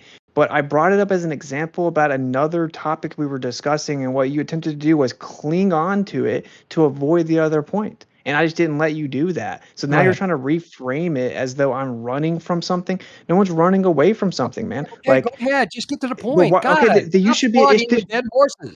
Dude, this should take maybe 10 seconds. An So do intellectually it. honest, shut up. An intellectually honest position would be, of course, I don't actually know that dark matter exists. We don't even know what it is. Of course, I can't claim that it's a stronger position than something that can be observed. And of course, if I'm choosing to believe it, it requires blind belief. And if I'm choosing to ignore the evidence that showed my prior theory was wrong, and then choosing to believe something that I don't even know what it is, I literally don't even know what it is. I can't see it. I can't define it. I can't explain it. I can't tell you how we're going to find it. I know nothing about it. We've assumed it was there without knowing what it is for a century. Even assuming it's there, it continually doesn't work. It now makes up 85% of the whole universe, but I don't know what it is, right? and in To good claim faith, that, you did ask him to define it, Austin, and he didn't. yeah, that's what I'm saying. So we're arguing about whether or not something exists, and then you refuse to even define what it is. How in the At world is one that not time, insane? at one time, people used to think that when you sailed off into the ocean, you would sail off the edge of the earth. They actually thought that at one time. What did they do? They I finally didn't sailed know boats that. far enough. They finally sailed boats far enough and found out that you didn't have to sail off the edge of the earth. You'd run into other continents and so forth. Even on your flat earth, for some reason, you can go around the ice wall and still get, somewhere on this earth. But that solved, that was a unknown. We had no idea that there was no drop off point, that you could actually sail anywhere you wanted to go. Okay. That was something, an unknown. dark matter is the same way. We don't know what it is. We see effects of dark matter. We certainly are demonstrating with experiments plenty of through gravitational lensing, galaxy cluster crashing, lots of observations that point towards something there. We can't describe it, but it's not a religion, because what we do is we look at that evidence and say we need to start looking for the answer for that. No one's looking for God. And I don't want to attack your religion, but I'm going to just No, tell but you that's not flat even out, true. no That's not one's even going true. to look for Yeah, God. don't even think That's totally Because that's not materialists true. tell you That's not to not go look for true. them. But You'll he find them just on your own. compared dark matter to falling off the earth, bro. Yeah. So you're Listen, that's saying not that what they're you're saying. both yeah, wrong? totally They're- not an Wait, time analogy. out. What you're saying isn't even true though. Like for like a century, people assumed it, and then now it's become so wrong repeatedly that people like a huge portion of the mainstream astrophysics and astronomy field is proposing modified Newtonian dynamic theories or other competing theories that specifically don't need dark matter. Yeah, So micro if what black you were holes. saying, if what you were saying was true, and we know it's there, and there's all this evidence that it's there, then over half of your field of like the younger generation of physicists wouldn't be proposing or competing theories that don't need it. Okay, so what you're saying is just fundamentally wrong. And instead of No, saying, actually so are not. all those people wrong? Are all of the astrophysicists within your own paradigm that are openly acknowledging that we need to give up on this blind goose chase that there's dark matter because we still can't define it? Every time someone puts together a definition, it immediately gets falsified. When we assume it's there and put in our equations, the equations don't work. It doesn't match the observations. So are you saying it's not true? So all those people are wrong? No, I didn't say that. In fact, I'm not a proponent of dark matter. I've been sitting on this, waiting for you to go down this rabbit hole where you actually said there are people out there who disagree. I'm a proponent of the micro black hole theory, which is basically there are so many micro black holes that account for all of the missing matter out there, and that explains the dark Oh my matter. God. By the That's way, one that's just more idea. of an ether theory. That's more, by the way, It's that's more not. akin to the ether theory. It is actually, because like a magnetic field, basically a little mini black hole would be like a portal to the ether, basically. And then if you actually look at, if you actually wanted to know the way this world works, right, then you would step away from your belief and you start to look into an electric dynamic theory. And Tesla explained that matter occurs, right, or exists because ether is thrown into infinitesimal prodigious worlds of velocity, so like little tiny vortices that are extremely fast, and that manifests as matter. And if that energy resides, that motion resides, it reverts back into the ether. People maybe thought that sounded crazy. Then when we started to look into the world of quantum and we started to make observations on a smaller scale, what we started to see, they did not see little particles bouncing around everywhere. What they saw were little vortices that had different spin and different momentum. Exactly what Nikola Tesla said, right? Because at that time they assumed that the atom was the smallest thing, it was indivisible, and now they claim that's 99.999% empty space, and that there are subatomic particles. And when they looked on the scale below the model of the atom, they started seeing all kinds of competing motion, different spins, different vortices, different momentums, different speeds. Exactly what Tesla said. So like when you're trying to invoke something like when you're invoking something like a black hole, right, which relativity can't even be applied to. You can't even So you're apply relativity describing to a black hole. the application of quantum particles. Entirely quantum is literally at the quantum level. It's not going to describe the universe as a whole. And But that doesn't make sense. Add to it. It'll add to it, and it may solve some of the problems. But what I'm basically trying to the tell universe you as a is, whole is comprised of the universe on the small scale, though, right? we'll both agree on one thing. So long as we don't know what something is, if we make an effort to go look for it and try to find out what it really is, or try to get an answer, that's not a waste of time, right? You actually, yeah, sure, of course. Do you actually believe that there is? I want to ask you a serious question. Do you actually believe that there is no God? Yeah, of course not. You think there's no God at all? No God that's interfering with our lives. Do you believe in any? Do you believe in the metaphysical at all? No. Or do you think that the material world is all there is? Yep. So far. Okay. Have you looked into NDEs at all? Indian near-death experience. Yeah. Yeah. You mean reincarnation or what are you talking about? No. Near-death experiences, like when people die. Yeah. It's all chemical. It's all chemical. It's a biological response to a trauma of death. It's a biological but like, response. have you read the stories though? Like, okay, there was a study done by all atheists by the way. My sister. All atheists did the study, and there were people that, like, when they would die on like a operating table, they would come to, and they would tell a story about how 5 rooms down in the hospital there was another surgery going on, and then the doctor went to grab his pin. He couldn't find it. He asked the nurse where the pin was. The nurse stepped back, and they all heard the pin crack because she stepped on it. And then later on, they interviewed them and found out that exact thing happened. And he said he watched it. Or the other person who died, and then whenever he came to, he gave a serial number, and it was the serial number of the equipment that was up on the ceiling during his surgery whenever he was dead. And he said that he floated out and saw it. So set all that aside, if you're actually interested, because that's like a good starting place for a materialist. These are other materialist atheists that started looking into NDEs, and they're like they're not materially explicable. But even beyond that, like, have you actually have you heard my argument about the first and second law? No, and I'm not interested this would be great. any of this. Okay, it's going to take maybe you're not interested. It's going to take maybe No, like because a I'm minute. literally, I'm as an atheist, I don't care. Yeah, I have but other okay, things on my mind that are if more God important. was if God was real, would you want to know? Show me some evidence. But if he was real, would you want to know? Not anecdotal. A couple of people said this. That Because ain't it's gonna just quit. purely hypothetical question. If he was real, would you want to know? If he was real and had an effect on my life, maybe, but he has no effect on my life, so why do I care? No. So if God was real, would you want to know? No. You wouldn't want to know. So Oh. you if God was real, you would prefer to remain ignorant and be an atheist anyway? I couldn't care less, because I don't believe that there would be any God out there who would say, basically, hold my soul hostage for all eternity. I didn't ask you about any specific interpretation of God, man. That's the next level. Okay, so let's say he He's starting exists, with the and basics. you find out that he exists. So I got one big problem with that. How bored is he? Okay, here's the thing. So, do you agree that matter and energy cannot be created nor destroyed, only transferred? Go on. That's the first law of thermodynamics, right? Yes, go on. Okay, so if I want to figure out do you agree that everything in the universe is comprised of matter or energy? Go on, yes. Okay, pretty so much, as then far if as we're we going to know try to so far. So we if we're have an going to talk about the understanding of question, that. if we're going to talk about like the question of creation, then the question here would be, how did all the matter and energy in the universe get here, right? It was compressed into a singularity, and so the energy and the mass were all compressed into a small space. That's compressed? exactly, yeah. Space and matter were all compressed into a singularity at the time of the first But I asked how it expansion. got here, not like It was here all the time. Okay, there you go. There's your answer. So if we're going to look at how did the matter and energy get here, if we apply the first law, stop, dude. Okay, if matter and energy cannot be created nor destroyed, only transferred, and we're asking how did all the matter and energy in the universe get here, if we're not going to violate that first natural law, then we have to say it was always here. No, it's right? a yo-yo Okay. universe. It pretty much We have to explains say it it real was easily. always here. No, it wasn't all. Okay, the singularity wasn't always here, because it was probably another universe. I said the at matter one and time. energy. I didn't say anything about a singularity. The expansion and eventual retraction. The There's a lot of matter- theories. the There are Sounds theories good. out there.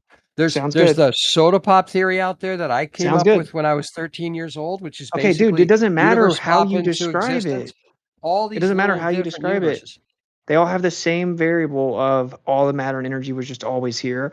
Okay, and then it changed and it came in different forms. Well, it doesn't matter. Okay, so Sure. okay, cool. Okay, so the other option, either the matter and energy was always here, or it wasn't always here and it was put here. That's a true dichotomy, right? So you're obviously going No, with it's the not. second. What's the third option? Demonstrate how it got there. Wait, time out, dude. What the? How did somebody Okay, put it there? We don't have How to an say that. intelligent matter. designer put it there? You We said it don't have wasn't to a true say that in this moment. dichotomy, bro. Okay, a true dichotomy requires you offer a third viable option, not ask about one of the two options. Yeah, Okay, third viable option is that it just basically has always been here, and that's there's one more of the than one two universe. options. No, there's several different options for it as far as the existence. We're not the only singularity. We're not the only universe, and we're the- certainly not the only Okay, intelligent option life. one not is that. tracking.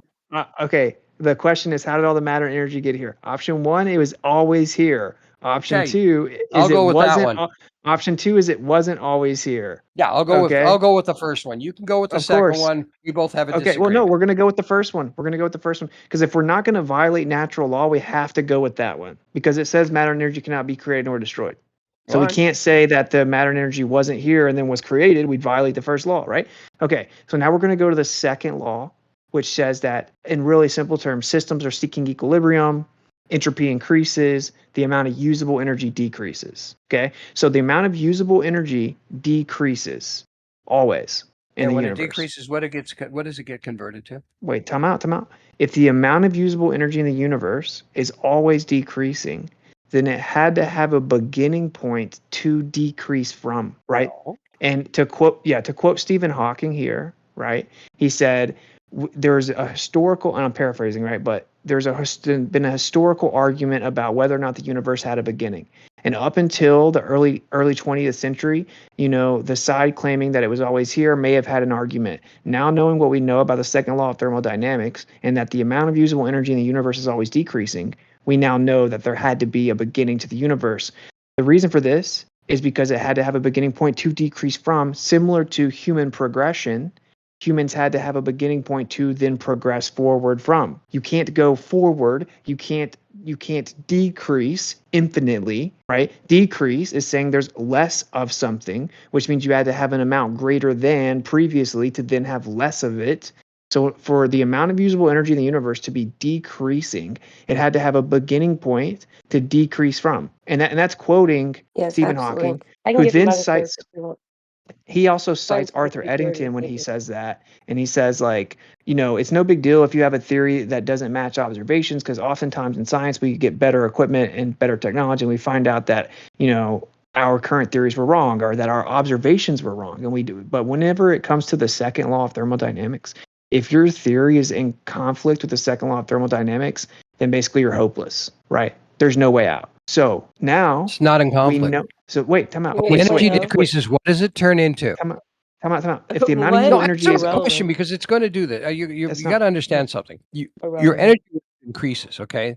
When it completely decreases, it has to convert back to matter.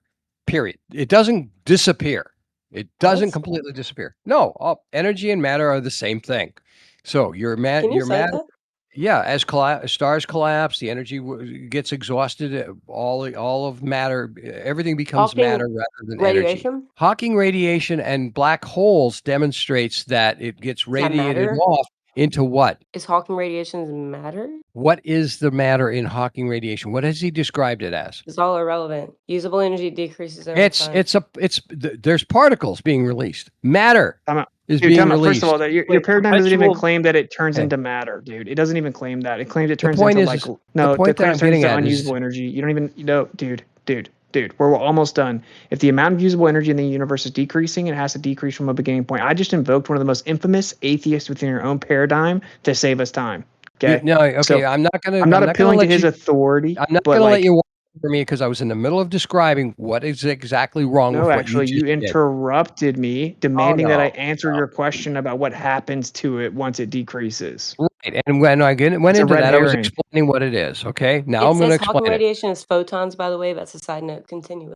But that's just it's a red herring, right? Yeah, I know. Yeah, I What? I think you're know, the one but anyway. creating a red herring because you're overlooking Big Bang, expansion, collapse, I'm not new Big overlooking Bang, anything. repeat. No, Okay, no, that's fine. That's fine. I already yielded to entropy that. Already becomes a yielded to problem. that. It's Yeah. a simple, eternal, expanding and collapsing cyclic I universe. No, you can't have that happen. yielded to that. So what's the God. problem with it? Okay, Starting so are point. you even You have to listening, have one. dude?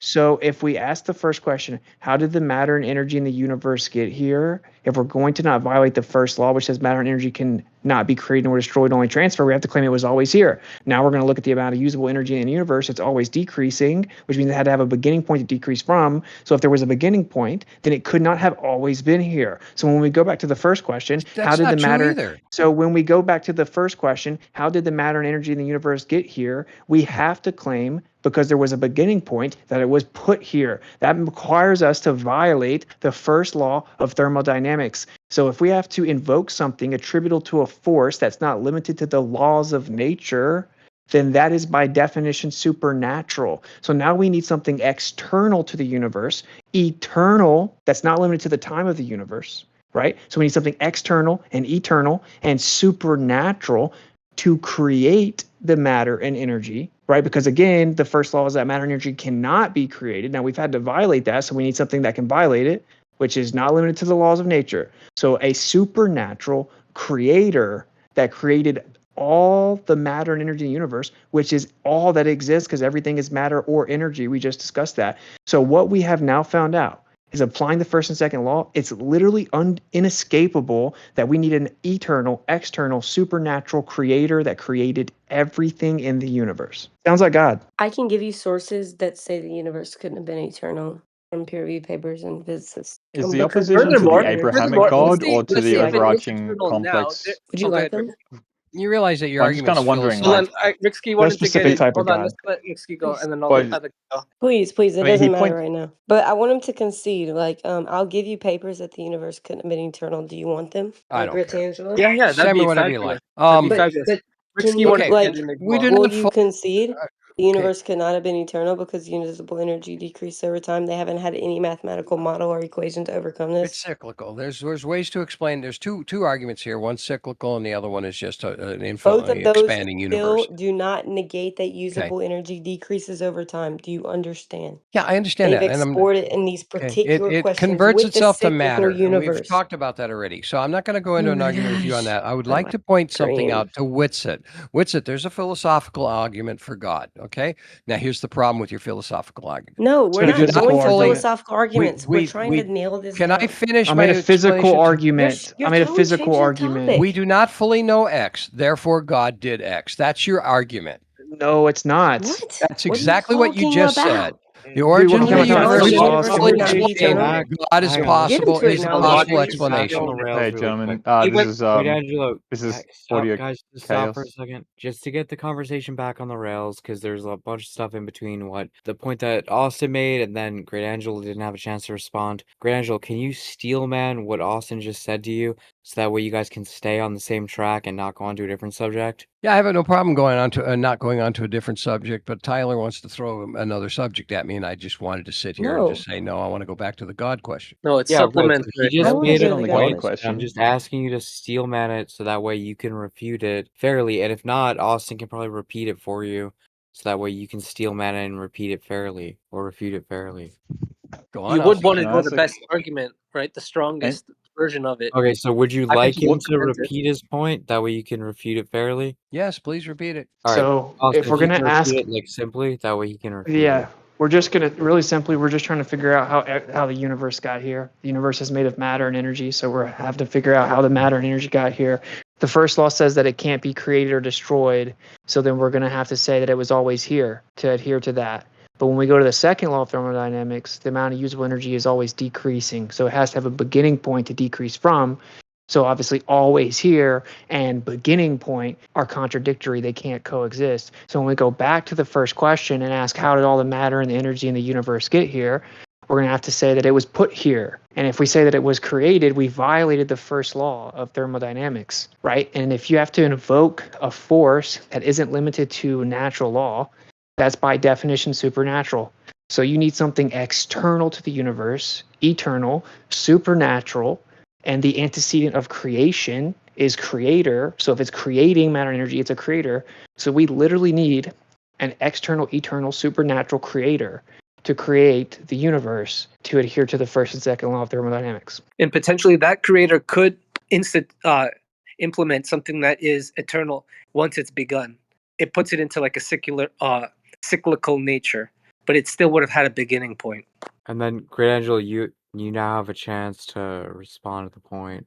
That way you have he just repeated it for you. Well, for one thing, the universe may not have had a true beginning. Okay, the Big Bang is, one interpretation of it. But there's a problem because you have a lot of models out there that exist, not only an external force, your theory, cyclical, okay, and just emerging from a prior quantum state. There could be another entirely different dimension that this universe popped out of. There might be other dimensions that we're not even aware of. This universe specifically has the ones that we identify, but there could be hundreds of other dimensions we're not even aware of that are physically possible. So that argument that Doesn't matter. They have to have an an origin.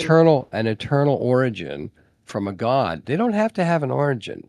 Yes, they do. Our concept of an origin maybe is that they were always here, and that we don't, No, time usable energy time decreases over time. no, if you have time not existing at the time of a collapse of it, either a collapse of a universe or before its beginning, because of space-time being irrelevant, Our concept of time forces us to decide that there has to be an external force that started everything because there has to be time beforehand. We don't know that yet. We have no idea about that. And as a result of that, we can't conclusively, establish that God is the one that created everything. If Wait. there's a possibility that an emerging from a quantum state or another dimension for our universe could have an infinite number of universes and an infinite amount of A time quantum that's state in what demonstrated. universe? Who knows? That's my point. So You you're Well, that have all doesn't these posing matter different. though. It the doesn't matter though possibility of because some like unknown, undescribable realm? it just doesn't matter because like it still adheres to natural law, you know. But here's the thing, right? Stephen Hawking, you agree that he famously said there is no God. He proceeded to, create works his entire adult life to try to substantiate that possibility. This is him reluctantly coming to the conclusion that that may not be the case. And one of his final works that he put out was this idea that basically time has some type of corporeal component, effectively like a circle. And even in that paper, he basically says that this is intrinsically contradictory. This is internally contradictory. So I'm just going to quote Stephen Hawking here to explain this concept to you because you seem to struggle with it. You just said that there could be an origin and it could have always been here, which is just contradictory, But this is his No, it's quote. two explanations. It's not I'm going to they read the quote. contradict each other, but they're two possible explanations. I'm going to read Stephen Hawking's quote for you, okay? It says, "This argument about whether or not the universe had a beginning persisted into the 19th and 20th centuries. It was conducted mainly on the basis of theology and philosophy with little consideration of observational evidence. This may have been reasonable given the notoriously unreliable character of cosmological observations until fairly recently. The cosmologist Sir Arthur Eddington once said, 'Don't worry if your theory doesn't agree with the observations because they are probably wrong. But if your theory disagrees with the second law of thermodynamics, it is in bad trouble. In fact, the theory that the universe has existed forever is in serious difficulty with the second law of thermodynamics. The second law states that disorder always increases with time. Like the argument about human progress, it indicates that there must have been a beginning.'" That's Stephen Hawking in The Beginning of Time. And then this is what Sir Arthur Eddington said. "If your theory is found to be against the second law of thermodynamics, I can give you no hope. There is nothing for your theory but to collapse in the deepest humiliation." Who should we trust? Greatangelo, with all due respect, or these gentlemen? Mind you, I'm not appealing to their authority. They're just correct about this point. No, I'm I giving them to you because Eddington's point was, Hawking's final position has always been, non-theological. He went to his grave knowing that God, Okay, to him, here you God. go. that isn't even Scientific true. America. It says if the universe increases in entropy and disorder with each bounce, the amount of usable energy available decreases over time. This would disprove the idea of an eternal universe or an infinite universe. This was actually looking into look here. Here's the exact site. I will post it in the chat. So to clarify, I brought this up for you, Angelo, because because Risky asked a good question, right? Like, what is your beef with God? Is it specifically like the Abrahamic God? Because it did seem that way, right? Very quickly, you were taking contention with like with the interpretations of like a Christian God and talking about him holding your soul hostage and all these things. But in that, no, I don't believe a God would, care about me and, try and put me in hell or whatever. But this is the thing, right? I don't believe you when you say that you wouldn't care. You would care, or you wouldn't even be in rooms like this, right? Everyone wants to know what the truth is. Now, some people choose to ignore specific pursuits because they may not want to face possible outcomes of that, right? That's really kind of when you get into cognitus, if you then come across that information anyway. Because now you have like the belief you want to believe is true, and then you have the evidence that contradicts it. And I've experienced that. It sucks. So my point to you, man, is like you should just really think about it. I'm not trying to put you on the spot and expect you to like concede to God being true in some like hostile debate format where people are jumping off the edge of their seat to interrupt and clip the end of what you're saying and trying to fight with you or whatever. I'm just explaining to you, bro, that has nothing to do with philosophy. It's nothing to do with religion. It has nothing to do with some type of philosophical bias. It's literally just natural law. It's like Okay, the core first, tenets of how this world, I'm almost done. It's the core tenets of how this whole world works, right? It's like the first and second law of thermodynamics. It's just how the world works. It's what governs in, all existence. And when we actually apply those first two things, it tells us very clearly, bro, very clearly, like something had to put the matter energy here. And so the first law doesn't work. And so when we need a force that's not limited to natural law, to the laws of nature, like if you Google definition of supernatural, it's literally going to say attributable to a force that's not limited to the laws of nature or the current scientific understanding. So, all right. So Arthur Eddington, by the way, he's a Quaker, and he basically had a very religious opinion about science. He basically said science and spirituality coexist. Hawkins specifically said God was not needed to explain the universe, and went to his death without any. There's no evidence. In fact, his 2018 paper on it specifically took God out of the equation. As far as the explanation of the universe and everything. Have you actually read it? Yeah, I did, and not only that, No, you didn't. I'm actually I'm taking quotes out of it right now. Right, but did you read it?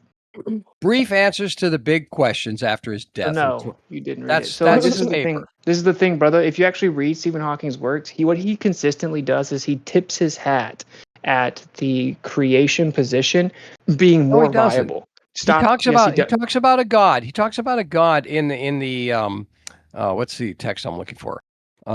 He talks about a God not as a being, or anything like that, but like the laws of nature.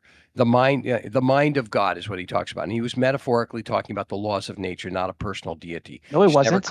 Yes, he was. No, it's you just made that specifically up. in there. Stephen Hawking specifically says though, right? What he says is that creationism obviously provides a sufficient explanation for these questions. And then his goal was to find a way to reason the viability of the alternative position.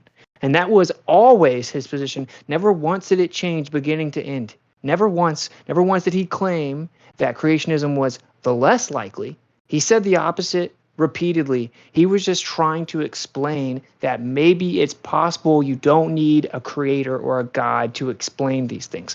This quote isn't even about that. This quote is just about the beginning of the universe. The quote from Eddington has nothing to do with whether he's a Quaker. It's just about the second law of thermodynamics. But this is what I want to ask you. If the first law of thermodynamics says matter and energy cannot be created nor destroyed, and we have to violate that, right? So we need it to be created. What is the antecedent of creation? I'm sorry, I have to interject for just a moment, Austin. I apologize. But Greatangelo, please check your DMs. After that, oh God, that's all I have to say. Now you got a chess challenge coming on. But yes. Continue. We'll give you a clue. It starts with C. Okay. Just to ask it real fast, Angela, just think about it. It's really simple, right? Like if the first law is saying that matter and energy cannot be created nor destroyed, but we need to invoke it being created, what is the antecedent of creation? Okay. I do have. Yeah. Go on. I'm asking you, what is the antecedent of creation? No, antecedent, not antonym, but like the necessary antecedent, as in like the requirement, the necessary requirement, the precondition. Like what's the necessary a creator, obviously. Right. So a creator, and then you agree that if something is beyond nature, then it is beyond nature. Doesn't describe a creator. That describes what you think a creator might be. No. I'm asking you. I'm just asking you what it means. Like, what does beyond nature mean? Like what does that mean? Like, okay, well, yeah, like that's like the definition of super. That's like the etymology of supernatural, right? Or paranormal, yeah. But supernatural probably is better fitted. Well, just supernatural. The etymology of supernatural is beyond nature. So if we need to violate the laws of nature, right, then the etymology of supernatural is beyond nature. The definition of supernatural is attributed to a force not limited to the laws of nature, whatever. So we need something supernatural. If we're going to violate the first law of thermodynamics, a natural law, then we need something supernatural, right, beyond nature. And then if we need matter and energy to be created, then we need the antecedent of said creation, which is a creator. So we literally need a supernatural creator. And there are many additional adjectives, right, that you could throw in there, because it obviously needs to be outside of this material universe to then place it there. So it's like external. It's not limited to nature. It's not, confined to time, as we understand it within this material universe. So it would be eternal.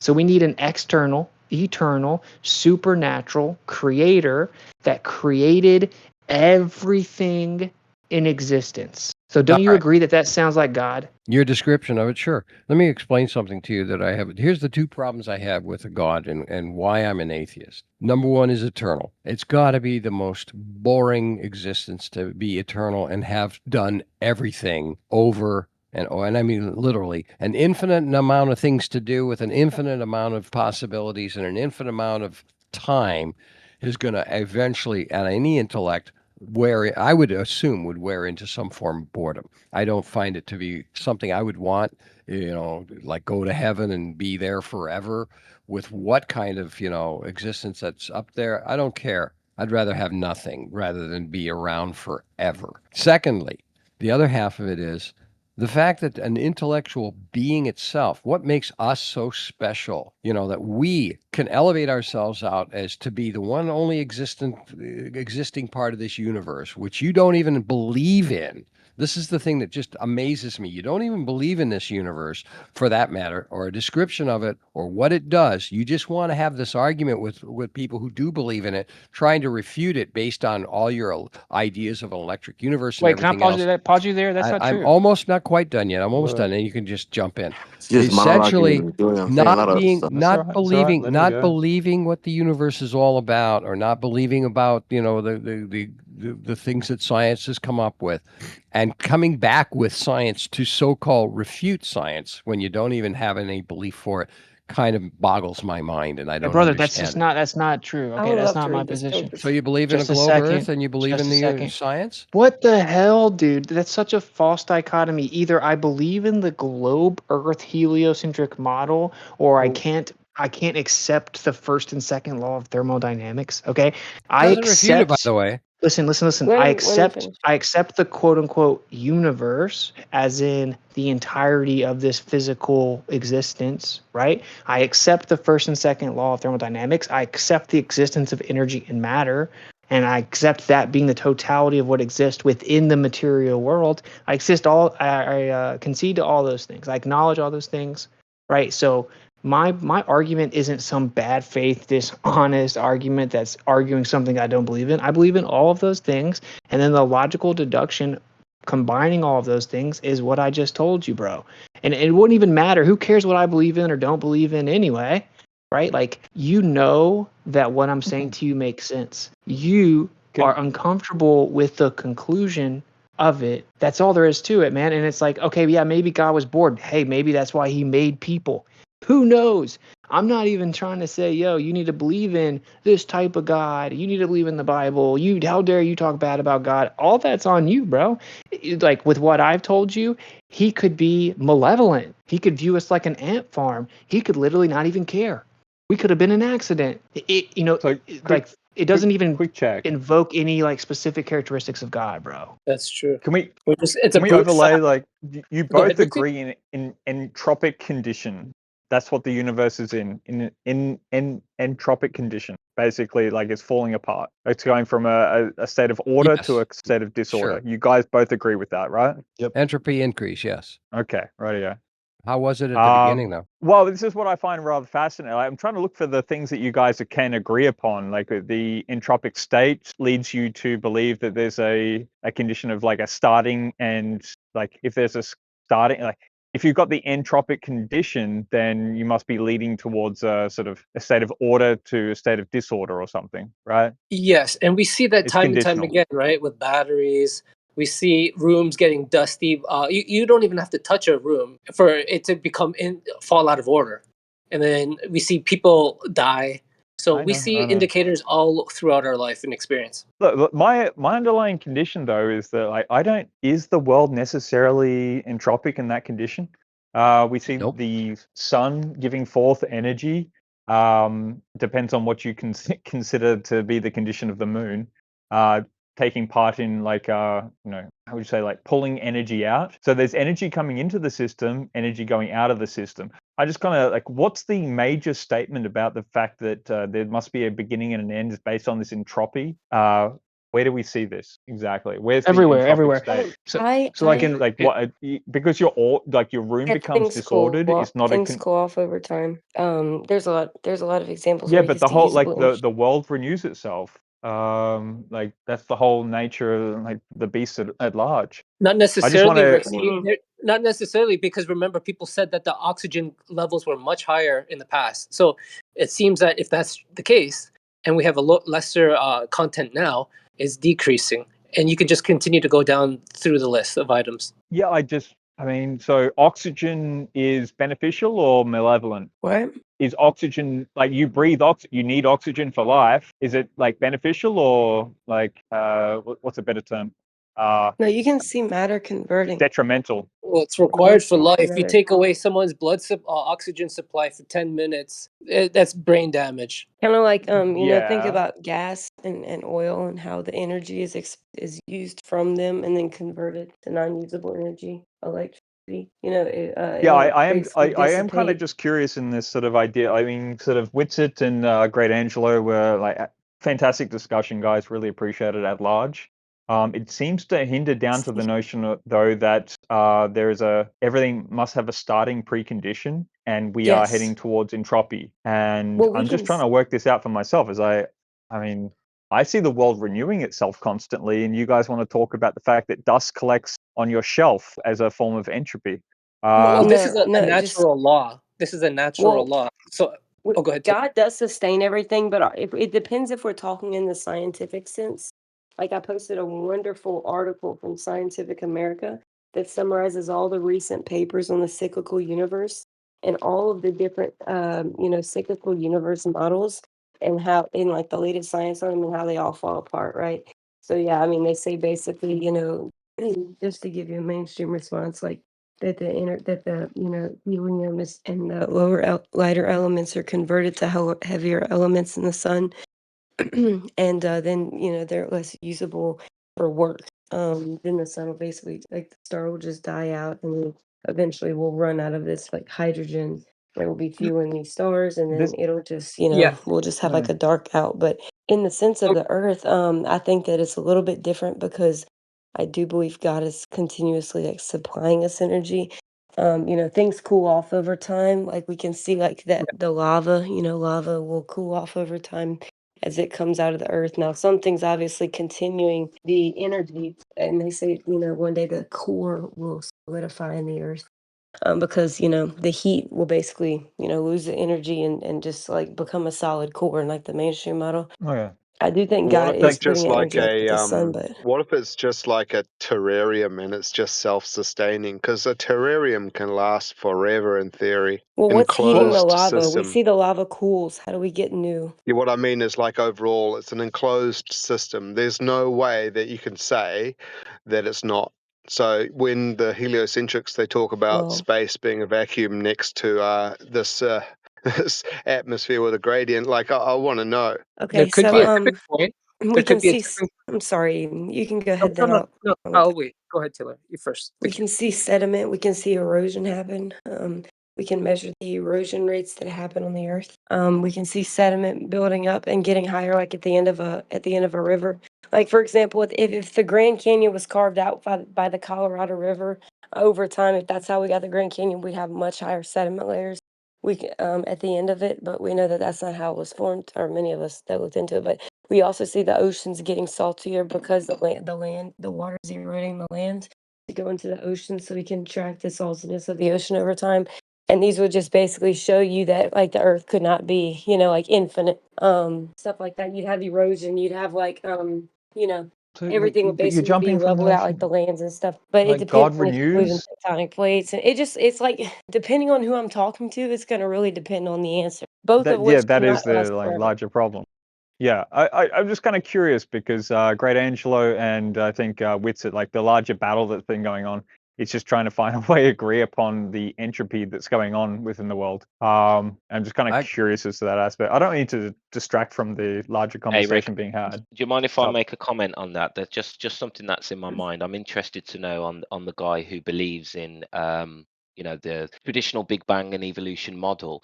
If entropy is pretty consistent, and we know that we're seeing a degrading over time, and this is how the natural order works. This doesn't make sense in terms of things like evolution, for example. It literally goes against the idea that things decay and Yeah, the original life completely goes against entropy because you see things Let happen him like the finish. original life that doesn't naturally happen in nature. Normally, polymers do break down and we see them build up, which is completely correct. Go Yes, ahead. I'm Yeah, I'm wondering about to how go to he. bed. I'm really about to go to sleep, but I wanted to make a couple for them. But I just wanted to hear his response to that, really, and then you can pass it.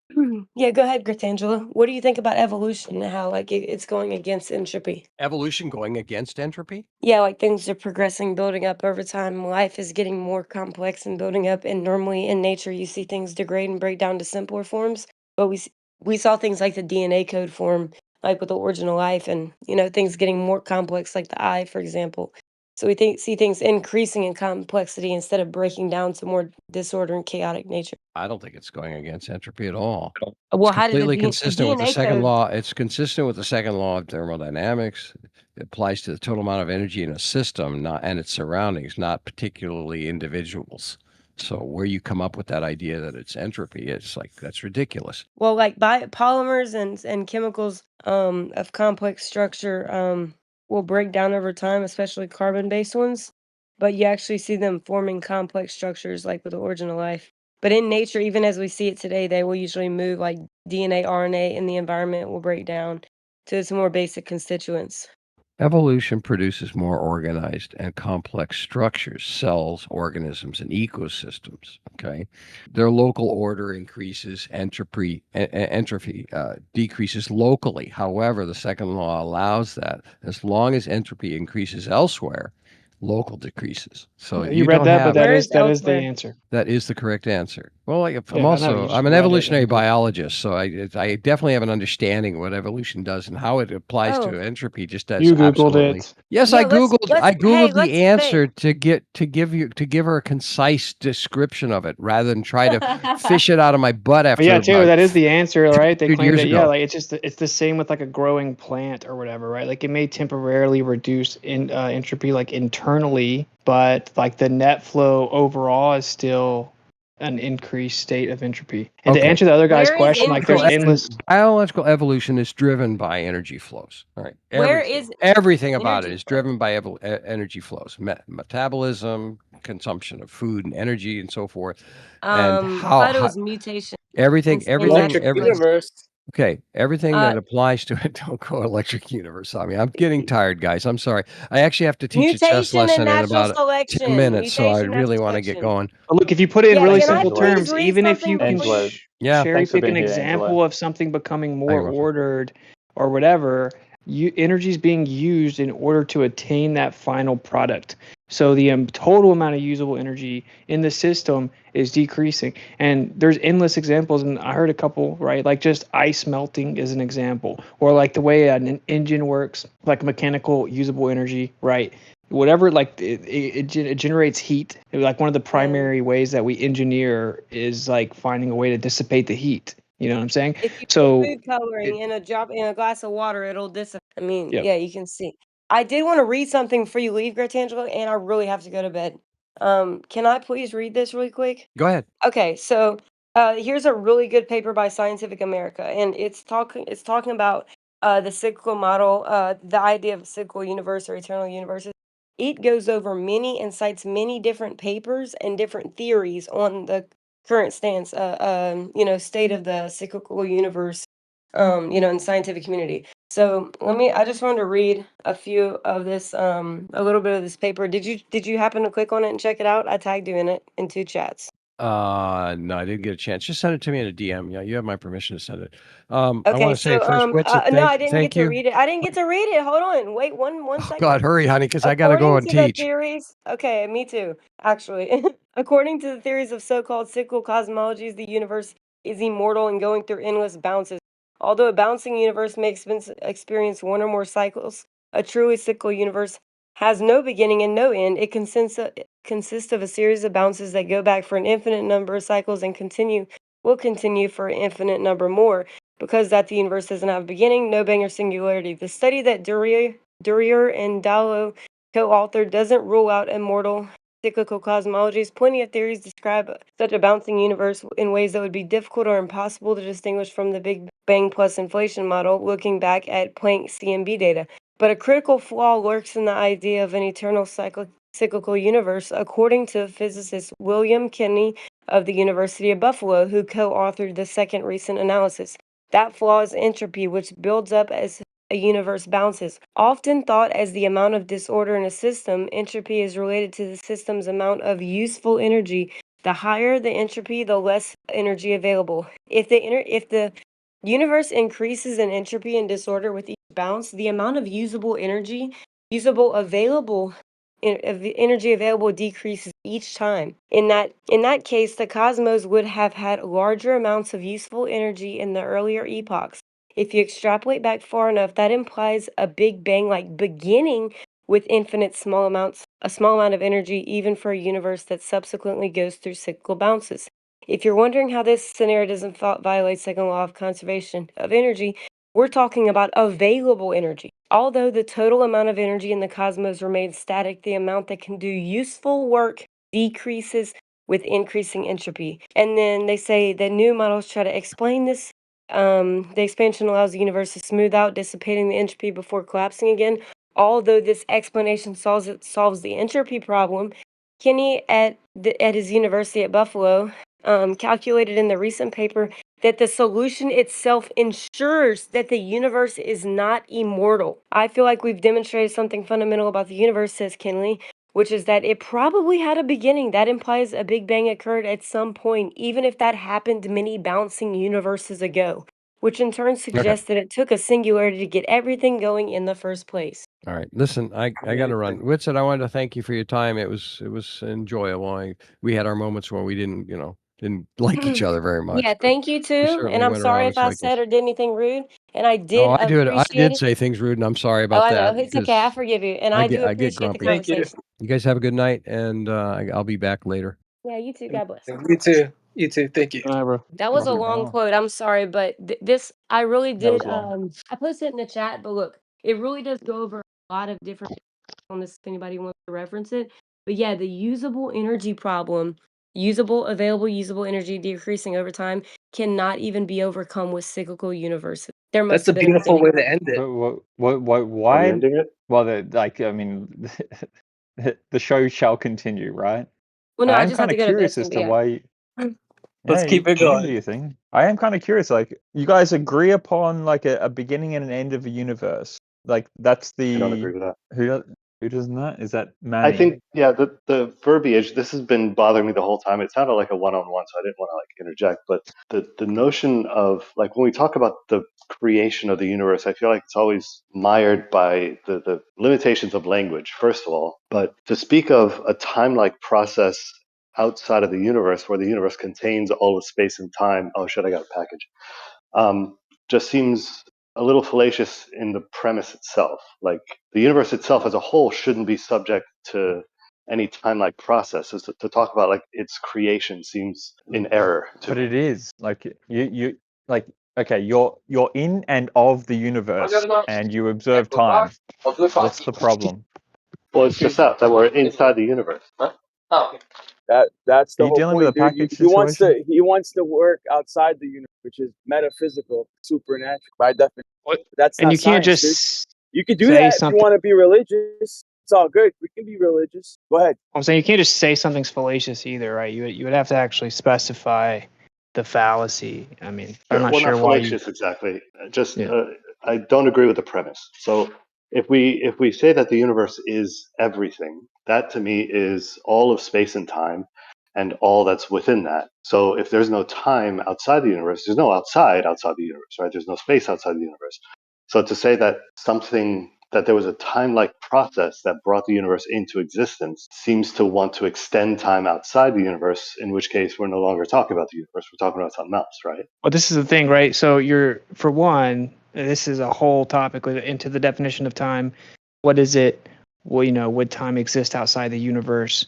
I don't know a logical reason why it wouldn't, but like beyond that, you're placing the material confinement, right, on what we just established isn't limited to a material confinement. Like the entire thing that we discover when properly examining the first and second law is that something that isn't limited to nature has to be invoked. So then to turn around and start, the imposition of like material limit wouldn't make any sense.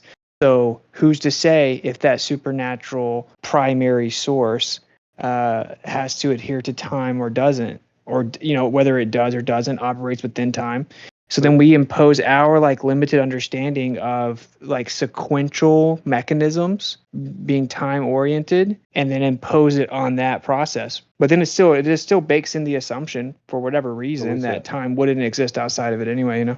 Does it have to Yeah, but I adhere don't. to entropy as well? Do what? Does it have to adhere? Like, I mean, you're referring No. or That's kind of the deferring whole to an point. Is ultimate it doesn't. source. Yeah, well, I mean, yeah. But so why do we believe? Like, you guys seem to be sort of generally arguing for entropy being a major cause and causal aspect of both the was it like the mainstream Exploding scientific universe. interpretation and also biblical. So I'm just kind of curious as to Nah. what's the Like I ultimate. guess the whole point is that the entropy doesn't apply, like the or doesn't have to, right? Because like the fact that matter and energy can't be created or destroyed, and that entropy increases, like the entropic characteristic, both of those are like How do we know that natural law. Well, but I'm saying where's those the are just entropy natural laws. increasing? Well, in everywhere in nature, everywhere that we observe, like you can't, if you could just Example? name any ice melting. Ice Right, like melting, that's Does it go the other ice way? accumulating is the antithesis of that proposition. We have ice forming as well. Ice melting is not. That's not the absolute. What the absolute? Well, I mean, so The all I reverse like requires if we look energy. at the light. Pardon? To reverse it requires energy. So if we put an ice cube in a room of room temperature, it's not going to turn back into ice. You understand that, right? It's not going to turn back into ice in that room without applying energy, like a freezer. Well, actually, no. You need to take energy out of the system in order to create ice. Technically, Well, you're aware of that, right? energy's putting it Okay, yeah. into what do you Okay. consider energy? Is it cooling off or I, heating up or whatever? ice melting is what? Too much energy in the system, or Things move more? towards disorder. Like things move towards disorder and usable energy decrease over time. No, but like when you're Energy like born, electricity will dissipate like photons. They don't go on forever. They'll just absorb into something and dissipate. Let's see. granted, Think yeah. like anything that is heat, it'll cool off to be in the environment around it. Like unless you're Yeah. like flying And it. I think they've even So, found that even down on the DNA level, the telomeres, I think they get shorter and shorter. I don't think Like, I don't know if he believes in DNA. but So wait, this is what I was trying to explain earlier, dude. It's like the second law, the law applies to the system as a whole. The law applies to the whole system. So even like saying evolution on What's the our evidence? biological level doesn't. I just explained to you My bad. okay. So I gave the example of like a plant, right? You can isolate a plant and then be like, oh, look, the entropy is decreasing internally, but it's like that the system as a whole is still entropy increasing. So like to take your ice example, right? You're like, well, ice accumulates. Yeah, but in order for the ice to accumulate, right, it has to dump heat into the surrounding area. And so that heat then creates more disorder in the air and the surrounding environment than the order gained by the freezing water to accumulate the ice. Why did Like you in say that the plant accumulates disorder throughout the course, like from the time that it becomes a seed? I would have thought that it actually creates order as That's it what I was saying. forms and I'm saying grows. that that's what I said. I'm saying that a plant's a good example of how internally it actually would decrease entropy. So it would decrease or disorder. Okay, gotcha. Yeah. Yeah. So like I brought that up and say like, so someone said, oh, well, entropy doesn't always increase. Look at the plant. And it's like, oh yeah, because the law applies to the system as a whole. Right. So like not just like the localized examples, but the process that allowed for it to say create the energy, right? That itself is in the system as a whole, like in the environment. So you have the sun interacting with the plant and then the plant going through the chemical process and then generates its energy, et cetera. Like the process as a whole, the environment or system as a whole, entropy increases, the amount of usable energy decreases. And when I say the second law, I actually think that the really simplified, like disorder explanation, I think it's like pretty well known that isn't really fully sufficient. It's like a gross simplification, but you can really simplify the second law, which is that systems seek equilibrium. And this applies to everything, right? All systems No, seek biological equilibrium. systems don't do that, do they? Yeah, They everything. create Well, Like, order. life just give any actually goes. specific That's what somebody example. pointed out earlier. Life goes against natural like entropy. That's why life couldn't have formed on its own. Agreed. But no. What I'm saying, Yeah. no. I'm saying like all systems seek equilibrium. Does look. If you give any example, give me any example, all the way to the smallest scale, whether you want to reify a model or not, right? It doesn't matter. Like the phenomenon is real, whether you believe in electrons and all that pseudoscientific nonsense. Like just any example. You can give any example, like opening up the Batteries will door. die over time. Yeah, like heat going to cold. Like if you have the AC on, but you open your door in Yeah, Florida, but you know what I mean? like Like what is the sun? Like what is the what's heating up the bottom of That's the earth? supernatural. I mean, look, we're invoking. The sun is supernatural. Yeah, To some extent I would agree with you, I but I mean think God it's is putting in natural. energy. Really? I think God is giving life and putting in energy. Like I think He's intervening in our system. I don't believe in the purely naturalistic, materialistic realm with no intervention, personally. But anyway, like Well, then you can't this part's explain confusing entropy. for me. Okay, all systems seek equilibrium. Is that in contention? No, I would say that not all systems. I mean, the sun itself is just emitting power and light. Is it seeking equilibrium? Well, I'm it not would be sure. It's like it would kind of be special pleading, right? We can't go to the sun, but you would be claiming like an anomaly to all other things, because we can just use anything else that emits energy and say, oh yeah, that system is seeking equilibrium. We'll just isolate what process is being used to generate the energy. We can use like a motor, for example, and like the entire process of a motor is utilizing the fact that equilibrium is being sought. And so the reason that it creates all that heat, for example, and the heat has to be dissipated so that the engine doesn't blow up, right? Like literally the cutting edge. to some extent, it's more to do with the charge current being flowed through. I mean, it only heats up due to friction. Essentially, it won't heat up. Well, Like that's not, if you put the wrong current into the motor, like it'll fry itself. Maybe that's what you're referring to. well, I'm saying it doesn't really matter. The point is just like the reason that it puts off heat is the system seeking equilibrium. You can even look at like what people call positive and negative charge, and like there's really no positive and negatives floating around in nature or whatever. Really, a system's charging or discharging. One system has excess charge, one has a lack of charge. Whatever, they will quote unquote attract, and really they'll just like accelerate towards each other, But the point is like heat goes to cold, positive goes to negative, right? Magnets will like also accelerate towards each other. So like say there's the same reason that you'll get a shock whenever you touch a doorknob. Like if you wear socks and you scoot your feet on the ground, right? Like and you build up a lot of friction, and then you touch a doorknob, you'll get like an electrostatic shock. And that's because you have created so much excess charge on the surface of your body that it's looking to dissipate so that it can equalize. You have too much charge. Your system now has excess charge. It's seeking equilibrium. And so as soon as it touches another surface, it like discharges all that excess charge. Before that, it's still trying Agreed. to. It's still trying to before you touch the doorknob. It just doesn't have another material surface to transfer to. The reason it shocks you is because it all does it at one time. You know what I mean? But if you scoot your feet on the ground and you just stand there, slowly over time, it'll dissipate into the ground. And the same reason like grounding is so healthy for you. The reason grounding is so healthy, and if you guys have ever seen, it's pretty amazing. Like they've microscopically viewed the blood of individuals as they go and stand barefoot on the earth, and like coagulation or whatever of the blood will all like dissipate. It's like pretty incredible. And people call that dirty energy or whatever you want to call it. People believe in electrons. Doesn't really matter what model you believe in. Grounding is good for you because it's all of that charge that's built up in your body, that excess charge, is discharging into the ground. Same reason that we would like ground a plane. Whenever I worked in an airport, I had to ground the plane before I put fuel in it, or there was like a risk of an explosion. You know what I'm saying? All those are just If situations I where may, for a systems moment, apply. Yeah. there's absolutely nothing that you're saying that I would disagree with. I know this. Oh, yeah, beautiful. And not only that, when we go back to the biology of living organisms, Rixke, because I think you brought that up, without the input of food, they're gonna die. It's just a brute fact. If you just try going on 40 plus more than 40 days, 60 days without food or drink. Okay, all yeah. systems I seek mean, you need the equilibrium. flow through of the charge at that point. So, like, Witz is trying to talk about the grounding aspect. you can't have all this pent up energy. You need to disperse it out. It Yeah. seems to actually be like the fundamentals of it is the flow. That's what you're seeking. You need to make sure the flow's there, because if you Well, if you yeah. hem up any of these systems, then When you Yeah. guys I start mean, talking that's about electricity, I do have to chime in. When it comes to grounding, what is the purpose? to alleviate, to create the flow. well, We my just went entire through point is that. that it's shifting the system to equilibrium. That would That's be kind one of the part. context. Yeah.